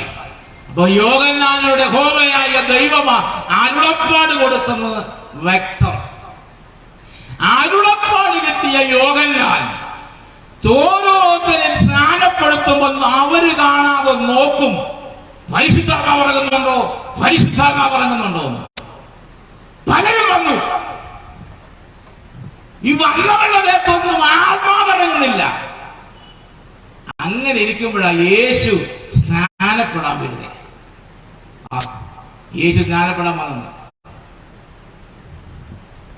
അപ്പൊ യേശു സ്നാനപ്പെട്ടെങ്കിൽ പിന്നെ നമ്മൾ എന്തിനാ മതിൽ പിടിച്ചിരിക്കുന്നത്? അങ്ങ് സ്നാനപ്പെടുക. ക്രൈസ്തലോ ശിഷ്യന്മാര് ചെയ്തില്ലേ? അപ്പോസ്തലന്മാര് പഠിപ്പിച്ചില്ലേ നമ്മളെ? പിന്നെ നമ്മൾ എന്തിനാ ഇതൊക്കെ കിടന്നങ്ങ് പിടിച്ച് നിൽക്കുന്നത്? ഞാൻ മുമ്പേ പറഞ്ഞല്ലോ, നാളെ എന്നുള്ളത് നമുക്കുള്ളതല്ല. അതുകൊണ്ട് പുസ്തകം പറയുന്നു, ഇപ്പോഴാകുന്നു സുപ്രസാദകാലം, ഇപ്പോഴാകുന്നു രക്ഷാ ദിവസം. നാളെ എന്നുള്ളത് നിനക്കുള്ളതല്ലാത്തത് കൊണ്ട് ഇന്ന് രാത്രി തീരുമാനമെടുത്തോണം. അപ്പം യേശു എന്നെ സ്നാനപ്പെടുന്ന യോർദാനിലിറങ്ങി. യോർദാനിലിറങ്ങിയപ്പോ ഈ യോർദാൻ നദിയെ കുറിച്ച് ഞാൻ വായിച്ചപ്പം ഈ യോർദാനെ കുറിച്ച് എവിടെല്ലാം എഴുതിയിട്ടുണ്ടോ അവിടെയൊക്കെ ഒരു അത്ഭുതം എഴുതിയിട്ടുണ്ട്. അത്ഭുതം യോശുവയുടെ പുസ്തകത്തില ആദ്യം കാണുന്നത്. പുരോഹിതന്മാരുടെ കാലവും യോർദാനിൽ ചവിട്ടിയപ്പോൾ യോർദാന്റെ മേലൊഴുക്ക് നിന്നു. നയമാൻ മുങ്ങിപ്പൊങ്ങി, ഏലിയ മുതപ്പടിക്കുന്നു, ഏലിശ മുതപ്പടിക്കുന്നു, കോടാലി പൊങ്ങി വരുന്നു. ചുരുക്കം പറഞ്ഞ യോർദാനെ കുറിച്ച് എവിടെല്ലാം എഴുതിയോ അവിടെയെല്ലാം ഒരു അത്ഭുതം കൂടെ എഴുതിയിട്ടുണ്ട്. പക്ഷെ നമ്മുടെ വാഴ്ത്തപ്പെട്ട കർത്താവ് സ്നാനപ്പെടാൻ ഈ യോർദാൻ നദിയിലൂടെ ഇറങ്ങിയപ്പോൾ അവിടെ ഒരു അത്ഭുതവും എഴുതിയിട്ടില്ല. പക്ഷെ അകക്കണ്ണുള്ളവൻ, ആത്മക്കണ്ണുള്ളവൻ കണ്ടു സ്വർഗം തുറന്നിരിക്കുന്നത്. ഇതായി ആത്മീയ ശുശ്രൂഷ. പുറമെ ഒന്നും കാണത്തില്ല, അകമ്മയെ കൊണ്ട് നോക്കിയാലേ കാണത്തുള്ളൂ സ്വർഗം തുറന്നിരിക്കുന്നത്. അത്തരം കൂടിയ ആൾക്കാർക്ക് മനസ്സിലായില്ല ഇവന്റെ മേൽ ആത്മാവ് വരുന്നത്. കണ്ടത് ഒരുവനേ ഉള്ളൂ, അത് യോഹന്നാൻ സ്നാപകനാണ്. അതുകൊണ്ട് യോഹന്നാൻ ഉറപ്പിച്ചു, ഇവൻ തന്നെ പരിശുദ്ധാത്മാവിൽ അഭിഷേകം ചെയ്യുന്നവൻ. അതുകൊണ്ട് യോഹന്നാൻ മടി കൂടാതെ ചാർച്ചക്കാരനാ, വകയിൽ ചാർച്ചക്കാരനാ. മടി കൂടാതെ പറഞ്ഞു, ഇതാ ലോകത്തിന്റെ പാപത്തെ ചുമക്കുന്ന ദൈവത്തിന്റെ കുഞ്ഞാണ്. ഇത് യോഹന്നാൻ വിളിച്ചു പറഞ്ഞപ്പോൾ തന്റെ കൂടെ നിന്ന് 2 ശിഷ്യന്മാരങ്ങ് പോയി. അപ്പോൾ എനിക്കൊരു കാര്യം എഴുതല്ലേ, പലരും പറയാതിരിക്കുന്നതിന്റെ കാര്യം എന്താ അറിയാമോ? എന്താ പറയാതിരിക്കുന്ന കാര്യം? കൂടെ നിൽക്കുന്നവർ പോകും. സത്യം പറഞ്ഞാൽ കൂടെ നിൽക്കുന്നവര് പോകും. അതുകൊണ്ടാണ് പലരും ഉരുട്ടിപ്പുരട്ടേക്കൊക്കെ പറഞ്ഞു വിടുന്നത്. സ്നാനം സത്യമാണെന്നേ ഇത് പറഞ്ഞ കൂടെ പോകുന്ന ചിലരങ്ങ് പോവും, അതറിയാം. അതുകൊണ്ടല്ലേ ഇത് പറയാത്തത്.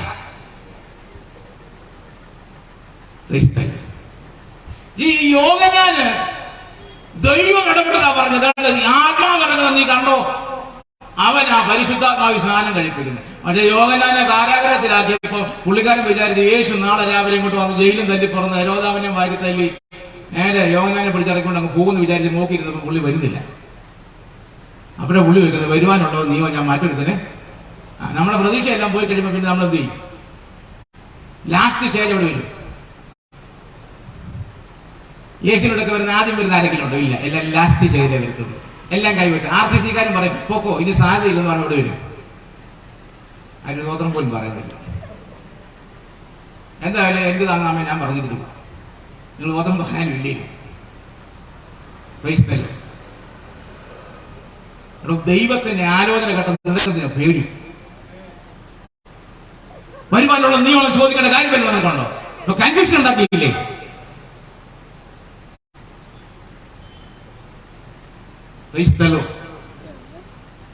ഒരിക്കലും ഏലിയാവോട് ദൈവം പറയാ, നീ കരുത്തോട്ടിലൊക്കെ പോകും, അവിടെ ഞാൻ കാപ്പ് കുറച്ച് തരാൻ കാറ്റോട് കൽപ്പിച്ചിരിക്കുന്നു. ഏലിയാവ് ദൈവാലോചന കേട്ടോടനെ കിഴക്കോട്ട് പോയി കരുതി പോയിരിക്കുക. അപ്പൊ അക്കാലത്ത് ചരിത്രമാ. പിന്നെ എന്റെ ചിന്ത കൂടെ പറയാം. അക്കാലത്ത് അപ്പം ഇറച്ചിയുള്ളത് ഒറ്റ സ്ഥലത്തേ ഉള്ളൂ, അത് ആഹാബിന്റെ കൊട്ടാരത്തിലാണ്. അപ്പൊ ആഹാബിന്റെ കൊട്ടാരത്തിലെ കുശിനിക്കകത്ത് കാക്ക പറന്നു കയറിയിട്ട് ഈ അപ്പം ഇറച്ചി റാഞ്ചിക്കൊണ്ട് ആർക്കൊണ്ട് കൊടുത്തു? ഏലിയാവിന് കൊണ്ട് കൊടുത്തു. കുശിനിക്കാരൻ ചട്ടകത്തിന് വീശി നോക്കി, കിട്ടിയില്ല. മുമ്പ് അയ്യോ കാക്കെ, ആ പുള്ളിയുടെ സ്വഭാവം അങ്ങനെയാണല്ലോ, അയ്യോ കാക്കെ പറ്റിച്ചു, പുള്ളിയുടെ സ്വഭാവ നിന്ന് ഇപ്പൊ അടിച്ചു പോകളെ പറ്റിച്ചോളെ. അത് പറഞ്ഞപ്പോ ഒരു കാര്യം പറയാം, ഏതാണ്ടൊക്കെ ദൈവം കൊടുത്തു വിട്ട ചില കാക്കട ഇതുവരെ എത്തിയിട്ടില്ല. ഇവിടെ കൺവെൻഷന് കൊടുത്തു വിട്ടതും വന്നിട്ടില്ല. ഭാവിച്ചാൻ പറഞ്ഞു കേട്ടു. ഈ കാക്കയൊക്കെ ഇങ്ങനെ പറ്റിക്കാൻ തുടങ്ങിയാൽ എന്തു ചെയ്യും? അവിടെ അപ്പൊ കാക്ക ഈ കുശിനിക്കാരന്റെ അപ്പോ വിറച്ച് റാഞ്ചിക്കൊണ്ട് ഏലിയാവിന് കൊണ്ട് കൊടുത്തപ്പോ കുശിനിക്കാരൻ ഒരു തീരുമാനമെടുത്തു, നാളെ വരുമല്ലോ, ഈ വഴിക്കല്ലേ വരുന്നേ. അവൻ ജനലടച്ച് ഉറപ്പിച്ചു. അവനെല്ലാം നെറ്റിട്ട് കാതൊക്കെ ഉറപ്പിച്ചു വെച്ചപ്പോ ഇനി നീ വന്ന് എങ്ങനെ അപ്പം ഇറച്ചി എടുക്കും? രാവിലെ വൈകിട്ടും ഏലിയാവിന് അപ്പം ഇറച്ചി കൊടുക്കണമെന്ന് കാക്കയോട് പറഞ്ഞിരിക്കുക. എന്റെ ചോദ്യം ഇത്രയേ ഉള്ളൂ, കാക്കയ്ക്ക് ടെൻഷൻ വേണോ ഏലിയാവിന് ടെൻഷൻ വേണോ? ദൂത് കേട്ട ഏലിയാവിനാണോ ടെൻഷൻ? ദൂത് കേട്ട കാക്കയ്ക്കാണോ ടെൻഷൻ? ആരും മിണ്ടുന്നില്ലല്ലേ? അമ്മാമേ, കൊച്ചിന് പ്രായമായെന്ന് ദൈവത്തിന് അറിയാം, ആരും ഗോത്രം പറയുന്നില്ല. അച്ഛാ, നമ്മുടെ ഭാര്യമൊക്കെ ദൈവത്തിന് അറിയാവുന്നു, ടെൻഷൻ അടിക്കേണ്ടെന്ന് നീ പറഞ്ഞേ. ടെൻഷൻ അടിക്കേണ്ട ചില കാക്കകളുണ്ട്, അവരടിച്ചോളൂ, അവനങ്ങ് അടിച്ചോളൂ. നിന്നെ കുറിച്ചുള്ള ടെൻഷൻ ചിലവരൊക്കെ വീണു. നീ ദൈവാലോചന വിശ്വസിച്ചിരുന്നാ മതി, ദൈവത്തെ മുറുകെ പിടിച്ചിരുന്നാ മതി. രൂത്തെ അമ്മായി ചോദിക്കാം, ഞാൻ പറഞ്ഞതൊക്കെ നീ ചെയ്തോ? 3-ാം അധ്യായത്തില ചെയ്തു. എന്നാ നീ ഇവിടെ സ്വസ്ഥമായിട്ടിരുന്നു, അവൻ ഇനി സ്വസ്ഥത ഉണ്ടാക്കില്ല. ആർക്കാ? നിന്നെ വീണ്ടെടുക്കാതെ ബോബസിന് സ്വസ്ഥതയില്ല. നീ ആലോചന അനുസരിച്ചാൽ ചിലർക്ക് ദൈവ സ്വസ്ഥത കൊടുക്കത്തില്ല.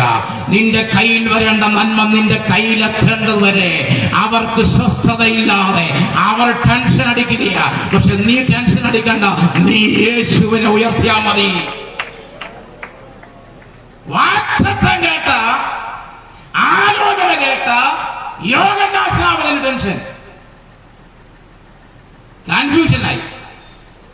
കൺഫ്യൂഷൻ ഇല്ലാത്ത ഒറ്റ ഒരാളേ ഉള്ളൂ, അത് സാത്താൻ.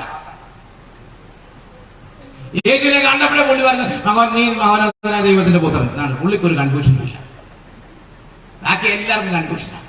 വരുവാനുള്ളവൻ നീയോ, ഞങ്ങൾ മറ്റൊരുവനെ കണ്ടോ? ഇതാ ലോകത്തിന്റെ പാപത്തെ ദൈവത്തിന്റെ കുഞ്ഞാണെന്നൊക്കെ പറഞ്ഞ പ്രസംഗവേദി കയറുന്നത് എന്നാ കാസർഗാസിലെ പുള്ളിയാ. അപ്പം കാരാഗ്രഹത്തിൽ കിടന്നപ്പോ താൻ പ്രതീക്ഷിച്ചത് പലത് നടക്കാതെ വന്നപ്പോൾ പുള്ളി ചോദിച്ചു, വരുവാനുള്ളത് നീയാണ്. ഇതാ ഈ ബന്ധുക്കോസാരെന്ന് പറഞ്ഞ പ്രതീക്ഷയൊന്നും നടക്കാതെ വരുമ്പോ പിന്നെ നമ്മൾ എന്തോ പറയും. അതെല്ലാം പറഞ്ഞപ്പോൾ നിർത്തുക. രണ്ട് മർക്കോസിന്റെ സുവിശേഷം 4-ാം അധ്യായം വായിക്കുമ്പോൾ അതിന്റെ അവസാന വാക്യത്തില് ഈ ശിശുമാരുമായിട്ട് കർത്താവ് കടലിൽ കൂടെ പോകുമ്പോൾ കർത്താവ് ഉറങ്ങി, അമരത്ത് തരണം ആവശ്യം.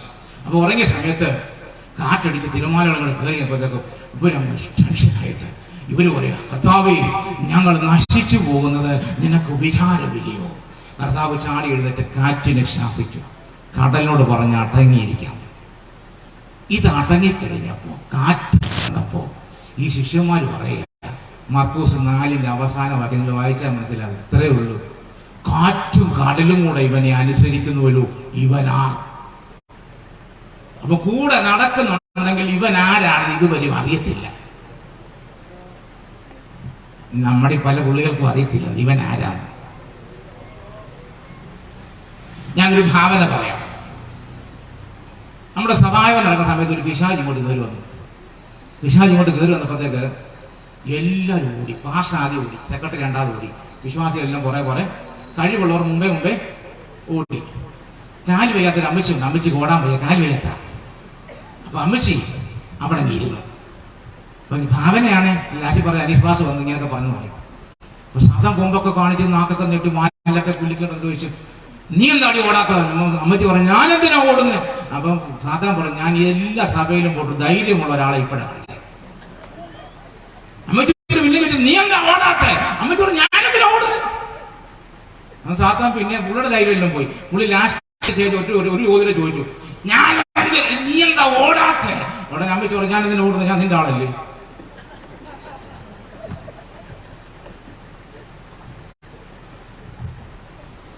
ഇതെല്ലാം സംശയമാണ്. കൂടെ നടക്കുന്നുണ്ടെങ്കിൽ യേശു ആരാന്ന് അറിയത്തില്ല. യേശു ആരാ? കാറ്റും കടലും കൂടെ ഇവനെ അനുസരിക്കും. ഇവൻ ആര്? ഇവിടെ നമുക്കറിയത്തില്ല, പിന്നെ നാട്ടുകാർക്കറിയാം. രാത്രി നീ പറയണം യേശു ആരാണെന്ന്. അവൻ പ്രകൃതിമേൽ അധികാരമുള്ള ദൈവമാണ്. അവൻ ആകാശത്തെ വിരിച്ചു, കൈവേലാവന്റെ ആകാശത്തെ വിരിച്ചതവന്റെ കൈകണ്ട. അതുകൊണ്ട് സങ്കീർത്തനക്കാരൻ പറഞ്ഞു, ആകാശം ദൈവത്തിന്റെ മഹത്വത്തെ വർണ്ണിക്കുന്നു, ആകാശവിധാനം അവന്റെ കൈവേല പ്രസിദ്ധമാക്കുന്നു. കണ്ടോ? വടതിക്കാറ്റ്, തെന്നിക്കാറ്റ് വീശുക. കാറ്റിനെ സൃഷ്ടിച്ചവൻ, കടലിനെ സൃഷ്ടിച്ചവൻ, ഭൂമണ്ഡലങ്ങളെ സൃഷ്ടിച്ചവൻ, സൗരയുധങ്ങളെ സൃഷ്ടിച്ചവൻ, പ്രപഞ്ചങ്ങളെ സൃഷ്ടിച്ച ദൈവം ഇന്ന് നമ്മുടെ നടുവിൽ ഇറങ്ങി വന്നിരിക്കുമ്പോഴും ചോദ്യമില്ല, നീ ആരാ? അപ്പൊ നീ ആരാധിക്കുന്ന നീ ആരാന്നറിയാതല്ലേ? ഇന്ന് രാത്രി ആരാധിക്കണം കേട്ടോ. യോഗം തീരുന്നതിന് മുമ്പ് നമുക്കൊന്ന് അറിഞ്ഞ് ആരാധിക്കണം. യേശു ആരാണെന്ന് അറിഞ്ഞൊന്ന് ആരാധിച്ചിട്ടേ പോകാവൂ. ഇന്ന് രാത്രി മടങ്ങുമ്പോഴും ഓർക്കണം, ഹല്ലേലൂയ, സ്തോത്രം, നാം ആരാധിക്കുന്ന ദൈവം ഭൂമിയെ സൃഷ്ടിച്ചവനാ.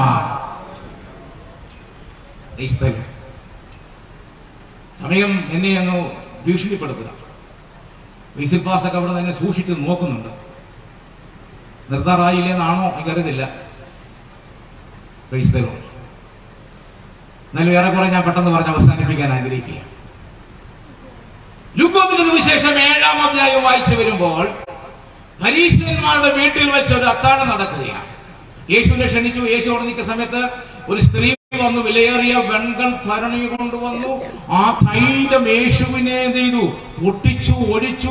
അവനെ ചെയ്തപ്പോ ഈ തൈലത്തിന്റെ മണം യൂദയുടെ മൂക്കിലോട്ട് മണം അടിച്ചപ്പോ യൂദ ഒറ്റ വില ഇട്ടു 300 വെള്ളിക്കാശ്. മൂക്കി മണം അടിച്ചപ്പോൾ നാക്കി വില വന്നു 300 വെള്ളിക്കാശ്. പുള്ളിയെ ട്രഷറാക്കി. കൊള്ളാം, വില ഇടാറിയ 300 വെള്ളിക്കാശ് വിറ്റ് ദരിദ്രർക്ക് കൊടുക്കാൻ പറ്റും. ദരിദ്രന്മാർക്ക് കൊടുക്കാനുള്ള ആവേശം കൊണ്ടൊന്നും അല്ല, പുള്ളി കള്ളനായതുകൊണ്ടും ട്രഷാറ് പുള്ളി ആയതുകൊണ്ടുള്ള ഈ വിഷയം. എനിക്ക് സന്തോഷം തോന്നി. ഈ കള്ളനെ തന്നെ താക്കോൽ ഏൽപ്പിച്ച് ദൈവത്തെ ഓർക്കുന്ന സ്തോത്രം ചെയ്യുക.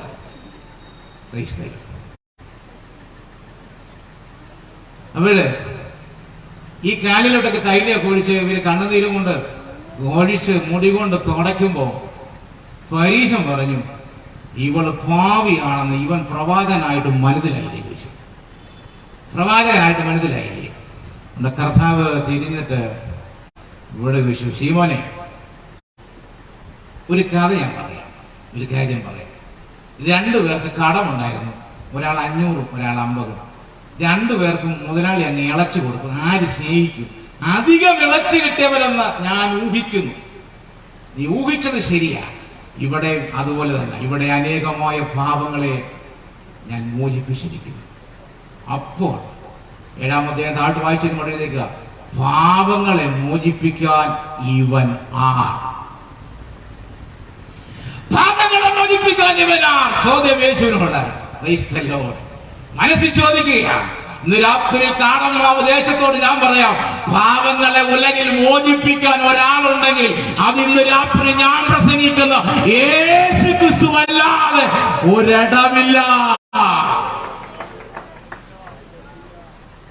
പാപങ്ങൾക്ക് പ്രായശ്ചിത്തം വരുത്താൻ ഒരുവനേ ഉള്ളൂ. അതുകൊണ്ട് പുസ്തകം പറഞ്ഞു, മറ്റൊരുവരിലും രക്ഷയില്ല. നാം രക്ഷിക്കപ്പെടുക ആകാശത്തിന് കീഴിൽ മനുഷ്യരുടെ ഇടയിൽ നൽകപ്പെട്ട മറ്റൊരു നാമവുമില്ല. ആ നാമം ഇന്ന് രാത്രി ഞങ്ങൾ ഒരുമിച്ച് ഉയർത്തുന്നു, ക്രിസ്തുയേശുവിന്റെ നാമം. അതുകൊണ്ട് നിന്റെ പാപത്തിന്റെ പരിഹാരം വരുത്തണമെങ്കിൽ നീ യേശുവിലേക്ക് വാ, യേശുവിലേക്ക് വാ. പരിഹാരം വരുത്താൻ മാർഗമില്ല. തിരിഞ്ഞിട്ട് ശീമോനെ നോക്കിയിട്ട് യേശു ഒരു ചോദ്യം ചോദിച്ചു, ശീമോനെ, ഞാൻ നിന്റെ വീട്ടിൽ വന്നു, നീ എന്റെ കാലിൽ വെള്ളമൊഴിച്ചില്ല, നീ എനിക്ക് തൈലം പൂശിയില്ല, നീ എന്നെ ചുംബിച്ചില്ല. ഇത് യഹൂദന്മാരുടെ ഒരു സമ്പ്രദായം കൂടെ ചേർത്ത് വെച്ച് പഠിക്കണം.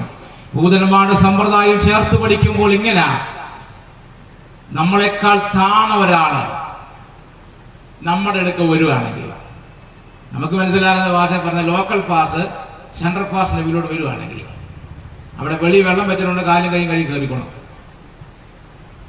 നീ നമ്മളെക്കാൾ സമനായിട്ടുള്ള ഒരാളാണ് വരുന്നെങ്കിൽ ജോലിക്കാരനെ വിടും, ജോലിക്കാരൻ വെള്ളം ഒഴിച്ചു കൊടുത്ത് കയറ്റി വിടും. ഇനി നമ്മുടെ സെൻട്രൽ പാസ് ഇരിക്കുന്ന സമയത്ത് പ്രസിഡന്റാ വരുന്നെങ്കിൽ സെൻട്രൽ പാസ് ഇറങ്ങി ചെന്ന് കാലെ വെള്ളം ഒഴിച്ച് സ്വീകരിക്കണമെന്നാണ്. അപ്പൊ യേശു ചോദിക്കുക, ഞാൻ നിന്റെ വീട്ടിൽ വന്നു, നീ എന്ത് ചെയ്തില്ല? വെള്ളമൊഴിച്ചില്ല. അപ്പൊ നീ എന്നെ ആരാട്ടാ കാണുന്നത്? രാത്രി ആ ചോദ്യം ഞാൻ നിങ്ങളോട് ചോദിക്കുക, നിങ്ങൾ യേശുവിനെ ആരാട്ടാ കാണുന്നേ? ഞാൻ നിന്നേക്കാൾ താണാട്ടാണ് കാണുന്നേ. ഞാൻ നിന്റെ വീട്ടിൽ വന്നു, നീ കാലിന് വെള്ളമൊഴിച്ചില്ല. ഞാൻ നിന്റെ വീട്ടിൽ വന്നു, നീ തൈലം പൂശിയില്ല. ഞാൻ നിന്റെ വീട്ടിൽ വന്നു, നീ എന്നെ ചുംബിച്ചില്ല. വന്നതാരാണെന്നറിയാമോ? അഖിലാണ്ടങ്ങളുടെ ഉടയവൻ, ഭൂമിയെ കൈവെള്ളയിൽ വെക്കുന്നവൻ, ആഴിയിലെന്ന പൂഴിയെ വാരി അളക്കുന്നവൻ, അഖിലാണ്ടങ്ങളുടെ ഉടയവനായ സ്വർഗത്തിലെ ദൂതന്മാർ പോലും മുഖത്തു നോക്കാൻ ഭയപ്പെടുന്ന പ്രപഞ്ചത്തിന്റെ സൃഷ്ടാവായ മോശ പോലും മുഖം മറച്ചു നിന്ന അഖിലാണ്ടങ്ങളുടെ ഉടയവൻ നിന്റെ വീട്ടിലിറങ്ങി വന്നപ്പോ നീ ഒരു കേവല മനുഷ്യനോട് യേശുവിനെ സമനാക്കിയോ? നിനക്കറിയത്തില്ലയോ ഞാൻ ആരാണെന്ന്? രാത്രി യേശു പാപങ്ങളെ മോചിപ്പിക്കുന്നവനാണ് പഠിക്കുന്നത്. രണ്ടു കാര്യം വേഗം പറഞ്ഞ് അവസാനിപ്പിക്കുകയാണ്. ലൂക്കോസിന്റെ സുവിശേഷം 7-ാം അധ്യായം വായിക്കുമ്പോൾ ശതാധിപൻ തന്റെ ദാസനീനമായി കിടക്കുമ്പോൾ യേശുവിന്റെ അടുക്കെ ആളെ വിട്ടിട്ട് ചോദിക്കുന്ന ഒരു ചോദ്യമുണ്ട്, നീ വരണം എന്റെ ബാല്യക്ക് ദാസന് സൗഖ്യം വരുത്താൻ. അവൻ ചെല്ലുമ്പോൾ അവൻ പറഞ്ഞു, നീ എന്റെ പുരയ്ക്കകത്ത് വരുവാൻ ഞാൻ പോരാത്തവനാ, അതുകൊണ്ട് ഞാൻ നിന്റെ മുമ്പിൽ വരാൻ യോഗ്യനെന്ന് എനിക്ക് തോന്നിയിട്ടില്ല. ഞാനും അധികാരത്തിന് കീഴ്പ്പെട്ട ഒരു മനുഷ്യനത്രേ. നിന്റെ വാക്ക് കൽപ്പിച്ച എന്റെ ബാല്യക്കാരന് സൗഖ്യം വരും. എന്താ ശതാധിപൻ പിടിച്ചെടുത്തത്? യഹൂദന് കൺഫ്യൂഷനാ, യേശു ആരാണെന്ന് കൺഫ്യൂഷനാ, പരീക്ഷന്മാർക്ക് കൺഫ്യൂഷനാ. പക്ഷേ യഹൂദനല്ലാത്ത റോമപൗരനായ ശതാധിപൻ പറഞ്ഞു, നീ അധികാരമുള്ളവനെന്ന് ഞാൻ മനസ്സിലാക്കുന്നു. യേശു തിരിഞ്ഞെന്നിട്ട് പറയാ, ഇസ്രായേലിൽ പോലും ഇത്ര വലിയ വിശ്വാസം ഞാൻ കണ്ടിട്ടില്ല എന്ന് പറയുമ്പോ നമ്മൾ പഠിക്കേണ്ട ഒരു കാര്യമുണ്ട്. എബ്രായ ലേഖനം 11-ാം അധ്യായം വിശ്വാസ വീരന്മാരുടെ പട്ടിക നിരത്തി വെച്ച് വിശ്വാസികളുടെ പിതാവായ അബ്രഹാം മുതൽ താഴോട്ട് വായിച്ചു വരുമ്പോ ഓർത്തോണം, അവരിൽ പോലും ഇല്ലാത്തൊരു വിശ്വാസം. അത് യേശു പറയാ, ഇസ്രായേലിൽ പോലും ഞാൻ ഇതുപോലൊരു വിശ്വാസം കണ്ടിട്ടില്ല. ശതാധിപൻ കയറി പിടിച്ചത് കണ്ടോ? അവൻ പറഞ്ഞു, ഇവൻ അധികാരമുള്ളവന്. ആ അധികാരത്തെ തിരിച്ചറിഞ്ഞപ്പോഴ 12 വർഷം രക്തസ്രാവമുള്ളവൾ സൗഖ്യമായത്.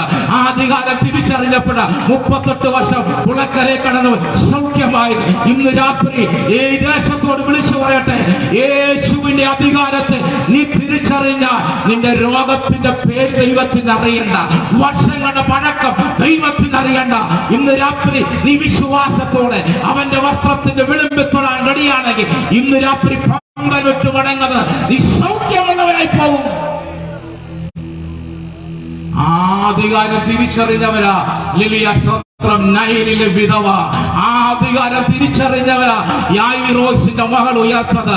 ആ അധികാരം തിരിച്ചറിഞ്ഞപ്പോഴാ ലാസർ 4-ാമത്തെ ദിവസം ഉയർത്തത്. അവൻ മരണത്തിന്റെ അധികാരിയായ പിശാചിനെ തന്റെ മരണം കൊണ്ട് നീക്കുമ്പോ അവന്റെ മേൽ വ്യാപരിക്കുന്ന ഒരു അധികാരമുണ്ട്. സ്വർഗ്ഗത്തിലും ഭൂമിയിലും സകല അധികാരവും. ഞാൻ എന്റെ വാക്കുകൾക്ക് വിരാമം കുറിക്കുക. ഒടുവിൽ യേശുവിനെ ക്രൂശിച്ചു. അവർ പിടിച്ചു. റോമൻ സാമ്രാജ്യത്തിന്റെ നിയമവ്യവസ്ഥയനുസരിച്ച് മാറി മാറി വിസ്തരിച്ചു. റോമൻ കിങ്കരന്മാരുടെ കരുത്തുറ്റ കരം ചാട്ടവാറുകൾ വീശിയടിച്ചു. ദേഹമാകെ മുഴവിശാലുകളാൽ പോലെയായി. മുറിവേറ്റ വനന്തപ്രാണനായി ക്രൂശും വഹിച്ചുകൊണ്ട് കാൽവറിയിലേക്ക് നടന്നു പോകുമ്പോൾ നമ്മോടുള്ളൊരു വലിയ സന്ദേശമുണ്ട്. മാനവകുലത്തിന്റെ പാപത്തിന്റെ പരിഹാരമായി യേശു കാൽവറിയിലേക്ക് നടക്കുകയാണ്. അവന്റെ അപ്പുറവും ഇപ്പുറവുമായി 2 പേരെ ക്രൂശിച്ചു. 2 കള്ളന്മാർ. അതിൽ ഒരുവൻ പറഞ്ഞൊരു വാക്യമുണ്ട്. ലൂക്കോസിന്റെ സുവിശേഷം 23-ാം അധ്യായത്തിൽ, യേശുവേ നീ രാജത്വം പ്രാപിച്ചു മടങ്ങി വരുമ്പോൾ എന്നെ കൂടി ഒന്ന് ഓർത്തുകൊള്ളണമേ. യഹൂദന്മാർക്ക് കൺഫ്യൂഷനാ, ശിഷ്യന്മാർക്ക് കൺഫ്യൂഷനാ, യോഹന്നാൻ സ്നാപകനും കൺഫ്യൂഷനാ, പരീശന്മാർക്കും കൺഫ്യൂഷനാ. ശതാധിപന് കൺഫ്യൂഷൻ ഇല്ല. ക്രൂശിക്കിടക്കുന്ന കള്ളം പറയാ, യേശുവേ നീ രാജത്വം പ്രാപിച്ചു വരുമ്പോൾ. മുൾമുടി ചൂടിക്കിടക്കുന്ന ക്രൂശിക്കിടക്കുന്ന ക്രിസ്തുവിനെ നോക്കി അവൻ കണ്ടു, ഇവൻ തങ്കക്കിരീടം ചൂടി പൊന്മുടി ചൂടി ഒരു വരവുണ്ട്. രാത്രി അഭിമാനത്തോടെ ഞാൻ വിളിച്ചു പറയുക, എന്റെ യേശു പോയതുപോലെ മടങ്ങി വരും. കള്ളം പ്രഖ്യാപിച്ചു, നീ മടങ്ങി വരുമ്പോൾ എന്നെയും ഓർത്തുകൊള്ളണം. യേശുവിന്റെ രാജത്വം അവൻ പരസ്യമായി പ്രസംഗിക്കുക, പ്രഖ്യാപിക്കുക. അവൻ എത്ര യോഗത്തിന് പോയെന്ന് എനിക്കറിയത്തില്ല, അവൻ കൺവെൻഷന് പോയോന്ന് എനിക്കറിയത്തില്ല, അവൻ കൂട്ടായ്മ പങ്കെടുത്തോന്ന് എനിക്കറിയത്തില്ല. പക്ഷെ ഒന്നറിയാം, അവന്റെ ഉള്ളിലും ക്രിസ്തുവെന്ന വെളിപ്പാടകത്ത് കിടക്കുകയാ. അവൻ പറഞ്ഞു, നീ രാജത്വം പ്രാപിച്ചു വരുമ്പോൾ എന്നെ കൂടി ഒന്ന് ഓർക്കണം. യെസ്, യേശു മടങ്ങി വരും. ഒറ്റ വാക്കുകൊണ്ട്, ഒറ്റ തിരിച്ചറിവ് കൊണ്ട് അന്നുവരെ ചെയ്ത പാപങ്ങളെ ആ ക്രൂശിൽ വെച്ച് കർത്താവ് ക്ഷമിച്ചിട്ട് പറഞ്ഞു, ഇന്ന് നീ എന്നോടൊപ്പം പറുദീസയിലിരിക്കും. ഇന്ന് രാത്രിയിൽ നിന്റെ പാപങ്ങളെ ക്ഷമിപ്പാൻ യേശു റെഡിയാ. നീ റെഡിയാണോ? യേശുവിന് ഹൃദയം കൊടുക്കാൻ നീ റെഡിയാണോ? ഈ യേശുവിന് ഹൃദയം സമർപ്പിക്കാൻ ആര് തയ്യാറാകും? ഇന്ന് രാത്രി നിന്റെ പേരും കൂടെ ജീവപുസ്തകത്തിൽ എഴുതുന്ന രാത്രിയാണ്. ശമര്യാസ്ത്രീയോടുള്ള സംഭാഷണത്തിനൊടുവിൽ യേശു താൻ മശികയാണെന്ന് വെളിപ്പെടുത്തി കഴിയുമ്പോൾ ശമര്യാക്കാരും എന്ന് പറയുന്നൊരു വാക്യമുണ്ട്, നീ സാക്ഷാൽ ലോകത്തിന്റെ രക്ഷിതാവെന്ന് ഞങ്ങൾ അറിഞ്ഞിരിക്കുന്നു. യേശു ലോകത്തിന്റെ രക്ഷിതാവാ. യേശു പാപങ്ങളെ മോചിപ്പിക്കുന്നു. യേശു രാജാവായി വരുന്നു. നിന്റെ ദൈവത്തെ എതിരേൽപ്പാൻ ഒരുങ്ങിക്കൊള്ളുക. ഇന്ന് രാത്രിയിൽ ഞാൻ എന്റെ സന്ദേശത്തിന്റെ പരിസമാപ്തി കുറിക്കുമ്പോൾ, മടങ്ങിപ്പോകുമ്പോൾ ഉറപ്പോടെ പോകണം. നീ ആരാണ്? നീ സേവിക്കുന്ന ദൈവം ആരാണ്? ഒരു ഇംഗ്ലീഷ് പാട്ടിൽ ഞാൻ ഇങ്ങനെ കേട്ടു, മറിയേ, നീ യേശുവിനെ ചുംബിക്കുമ്പോൾ നീ അറിഞ്ഞിരുന്നുവോ നീ ദൈവത്തിന്റെ മുഖത്താ ചുംബിക്കുന്നെന്ന്? പീലാത്തോസിന്റെ മുമ്പിൽ കൈകെട്ടി കയ്യെത്തും ദൂരത്ത് യേശുവിനെ കെട്ടിയിട്ട് പീലാത്തോസിന് മനസ്സിലായില്ല ഇവൻ ലോകത്തിന്റെ രക്ഷിതാവാണെന്ന്. ഹെരോദാവിന്റെ കയ്യെത്തും ദൂരത്ത് കിട്ടിയിട്ടും ഹെരോദാവിന് മനസ്സിലായില്ല ഇവൻ രാജാവാണ്. യഹൂദ റോമൻ പടയാളികളുടെ കരത്തിൽ അവനെ കിട്ടിയപ്പോൾ അവർ ആണിയടിക്കുമ്പോഴും അവരറിഞ്ഞില്ല ഇവൻ വീണ്ടെടുപ്പുകാരനാണെന്ന്. പലരുടെയും കയ്യിലെത്തും ദൂരത്ത് കൺമുമ്പിൽ യേശുവിനെ കിട്ടിയിട്ടും അവരറിയാതെ പോകുമ്പോൾ, കാടമ്മാവ് ദേശത്ത് ഈലഞ്ഞിമേൽ പ്രയർ ഫെലോഷിപ്പ് ഇവിടെ ഈ കൺവെൻഷൻ നടത്തുന്നത് നിങ്ങളെ യേശുവിനെ പരിചയപ്പെടുത്താനാ. നീ നിന്റെ ഭവനത്തിൽ നിന്നായിരിക്കും കേൾക്കുന്നത്, റോഡിൽ നിന്നായിരിക്കും നീ കേൾക്കുന്നത്. ഈ പന്തലിനകത്തിരിക്കുന്നവരുണ്ട്. ഞാൻ പറയട്ടെ, യേശു ലോകത്തിന്റെ രക്ഷിതാവാ. അവൻ രാജാവായി വരികയാ. അവന് ഹൃദയം കൊടുക്കാൻ എത്ര പേർ ഇന്ന് രാത്രി തയ്യാറാകും? നമ്മുടെ കർത്താവ് വരാറായി. മരണനാഥ, നമ്മുടെ കർത്താവ് വരാറായി. ഈ രാത്രിയിൽ നീ മടങ്ങിപ്പോകുമ്പോൾ ഉറപ്പോടെ പോകൂ. ഞാൻ ആരാണ്? ഞാൻ സേവിക്കുന്ന ദൈവം ആരാണ്? ഈ തിരിച്ചറിവ് ഏലിയാവിനുണ്ടായി. ഏലിയാവ് പറഞ്ഞു, ഞാൻ സേവിച്ചു നിൽക്കുന്ന ഇസ്രായേലിന്റെ ദൈവമായ യഹോവയാണ്. ഞാൻ പറഞ്ഞിട്ടല്ലാതെ ഈ ആണ്ടുകളിലും മഞ്ഞും മഴയും ഉണ്ടാകത്തില്ലെന്ന് പറഞ്ഞപ്പോ ആകാശം മൂടി അടയ്ക്കപ്പെട്ടു. എന്താ കാരണം? ഞാൻ സേവിച്ചു നിൽക്കുന്നത് ഇസ്രായേലിന്റെ ദൈവമായ യഹോവയാണെന്ന് ഏലിയാവിന് ഒരു ഉറപ്പ് വന്നു. രണ്ട്, ഞാൻ ആരാണെന്നൊരു ഉറപ്പ് വന്നു. അതാ ഏലിയാവ് പറഞ്ഞത്, ഞാൻ പറഞ്ഞിട്ടല്ലാതെ ഞാൻ ആരാണെന്നും ദൈവം ആരാണെന്നും തിരിച്ചറിഞ്ഞാൽ ഇന്ന് രാത്രി നിന്റെ ജീവിതത്തിൽ ദൈവം അത്ഭുതം ചെയ്യും. നീ മടങ്ങി പോകുമ്പോൾ നീ പ്രാർത്ഥിക്കുന്ന വിഷയത്തിനകത്ത് ഈ രാത്രി ദൈവം അത്ഭുതങ്ങൾ ചെയ്യാൻ പോവുകയാ. ഇന്ന് രാത്രി തിരിച്ചറിഞ്ഞോ, നാം സേവിക്കുന്ന ദൈവമാര. ആ ദൈവത്തിന് ഹൃദയം കൊടുക്കുവാൻ ഞാൻ നിങ്ങളെ ആഹ്വാനം ചെയ്തുകൊണ്ട് ഞാൻ എന്റെ വാക്കുകൾക്ക് വിരാമം കുറിക്കുന്നു.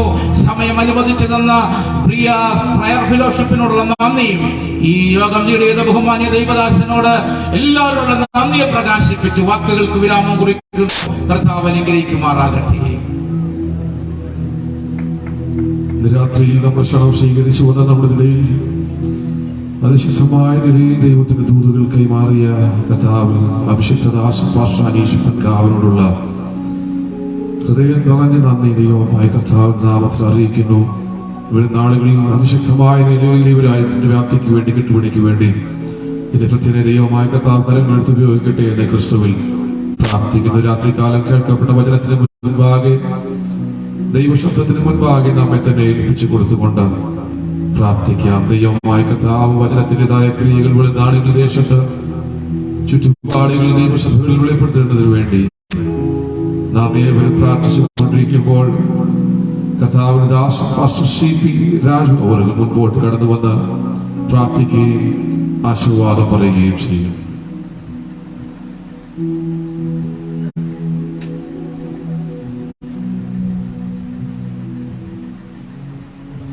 പരിശുദ്ധനായ ഞങ്ങളുടെ ദൈവമേ, നിത്യനായ ഞങ്ങളുടെ സ്വർഗീയ പിതാവേ, മനോഹരവും അനുഗ്രഹീതമായ സുവിശേഷ മഹായോഗത്തിന്റെ രണ്ടാം രാത്രിയിലേക്ക് കടന്നു കയറുവാൻ പരിശുദ്ധാത്മാവ് ഞങ്ങൾക്ക് ഈ ഭൂമിയുടെ പരപ്പിൽ ഒരുക്കി തന്ന നല്ല സാവകാശത്തിനായി ഞങ്ങൾ ഹൃദയം നിറഞ്ഞ് സ്തോത്രം ചെയ്യുന്നു.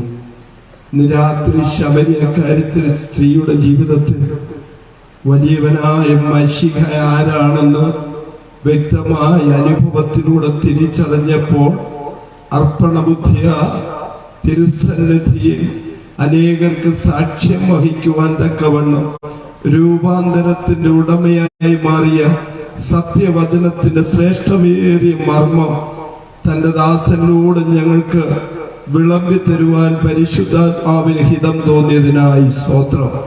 തന്റെ ദാസനെ വീണ്ടും ബലപ്പെടുത്തണമേ. കർത്താവിന്റെ കൃപയുടെ കരങ്ങളിൽ അനേകർക്ക് ആശ്വാസവും വിടുതലുമായി തീരുവാൻ ഈ അന്ത്യയുഗത്തിന്റെ അന്ത്യനാളുകളുടെ അന്ത്യമണിക്കൂറുകൾ ഞങ്ങൾ എത്തപ്പെട്ടിരിക്കുമ്പോൾ ഞങ്ങളുടെ കർത്താവിനെ വാസ്തവമായി വെളിപ്പെടുത്തി കൊടുക്കുവാൻ ഭക്തരെ വീണ്ടും ബലപ്പെടുത്തണമേ. അധ്യക്ഷത വഹിച്ച ദാസനായി സ്തോത്രം. സിംഗേഴ്സിനായി പ്രാർത്ഥിക്കും. കടന്നു വന്നതിന്റെ ദാസന്മാരെ, നിന്റെ ജനത്തെ എല്ലാം തൃക്കരങ്ങളിൽ ഏൽപ്പിക്കുകയാണ്. കർത്താവെ ധാരാളമായി അനുഗ്രഹിക്കണമേ.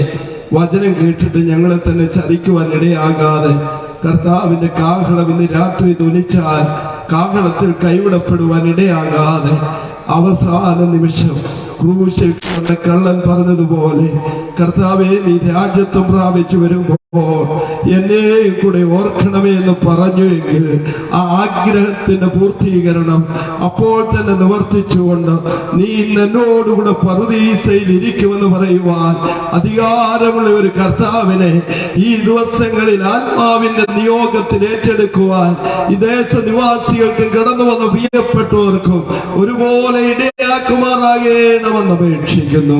ഇതിന്റെ പിന്നിൽ പ്രവർത്തിക്കുന്ന ദാസന്മാർക്കായി സ്തോത്രം. ഈ ദേശനിവാസികൾക്കായി പ്രാർത്ഥിക്കും. നാളത്തെ മഹായോഗത്തിനായി സ്തോത്രം. അനുഗ്രഹമാക്കും. തിരുനാമം മഹത്വമെടുക്കും.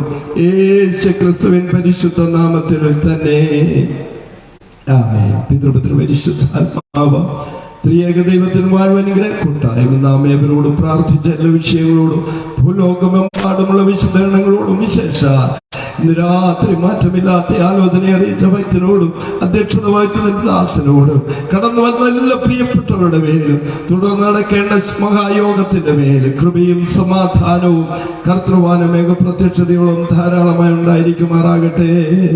ആമേൻ. കർത്താവായ യേശു ക്രിസ്തു മുഖാന്തരം ഈ വൈകവേളയിൽ നമുക്ക് പൂർണ്ണ ജയം നൽകിയ നമ്മുടെ ദൈവത്തിന് മഹത്വം. ഹല്ലേലൂയ, ഹല്ലേലൂയ, ഹല്ലേലൂയ. ആമേൻ. കർത്താവായ യേശുവേ വരയണമേ. കടന്നു വന്ന എല്ലാവരെയും സ്വർഗത്തിലെ ദൈവം സിയോനിൽ നിന്ന് അനുഗ്രഹിക്കുമാറാകട്ടെ. ദയവായി നാളെ കൃത്യം 6 മണിക്ക് മഹായോഗം പ്രാർത്ഥിച്ച പാട്ട ശുശ്രൂഷ ആരംഭിക്കും. എത്രയും വേഗത്തിൽ വന്നാൽ ആമേൻ. ഹല്ലേലൂയ. സ്തോത്രം. നേരത്തെ തന്നെ തിരുവചന പ്രഘോഷണത്തിനായി സമയം വേർതിരിപ്പാൻ കഴിയും. എല്ലാ പ്രിയപ്പെട്ടവരും അതിനായി ഒരുക്കത്തോടെ കടന്നു വരണമെന്ന് അപേക്ഷിക്കുന്നു. ദൈവം നമ്മെ ധാരാളമായി അനുഗ്രഹിക്കും.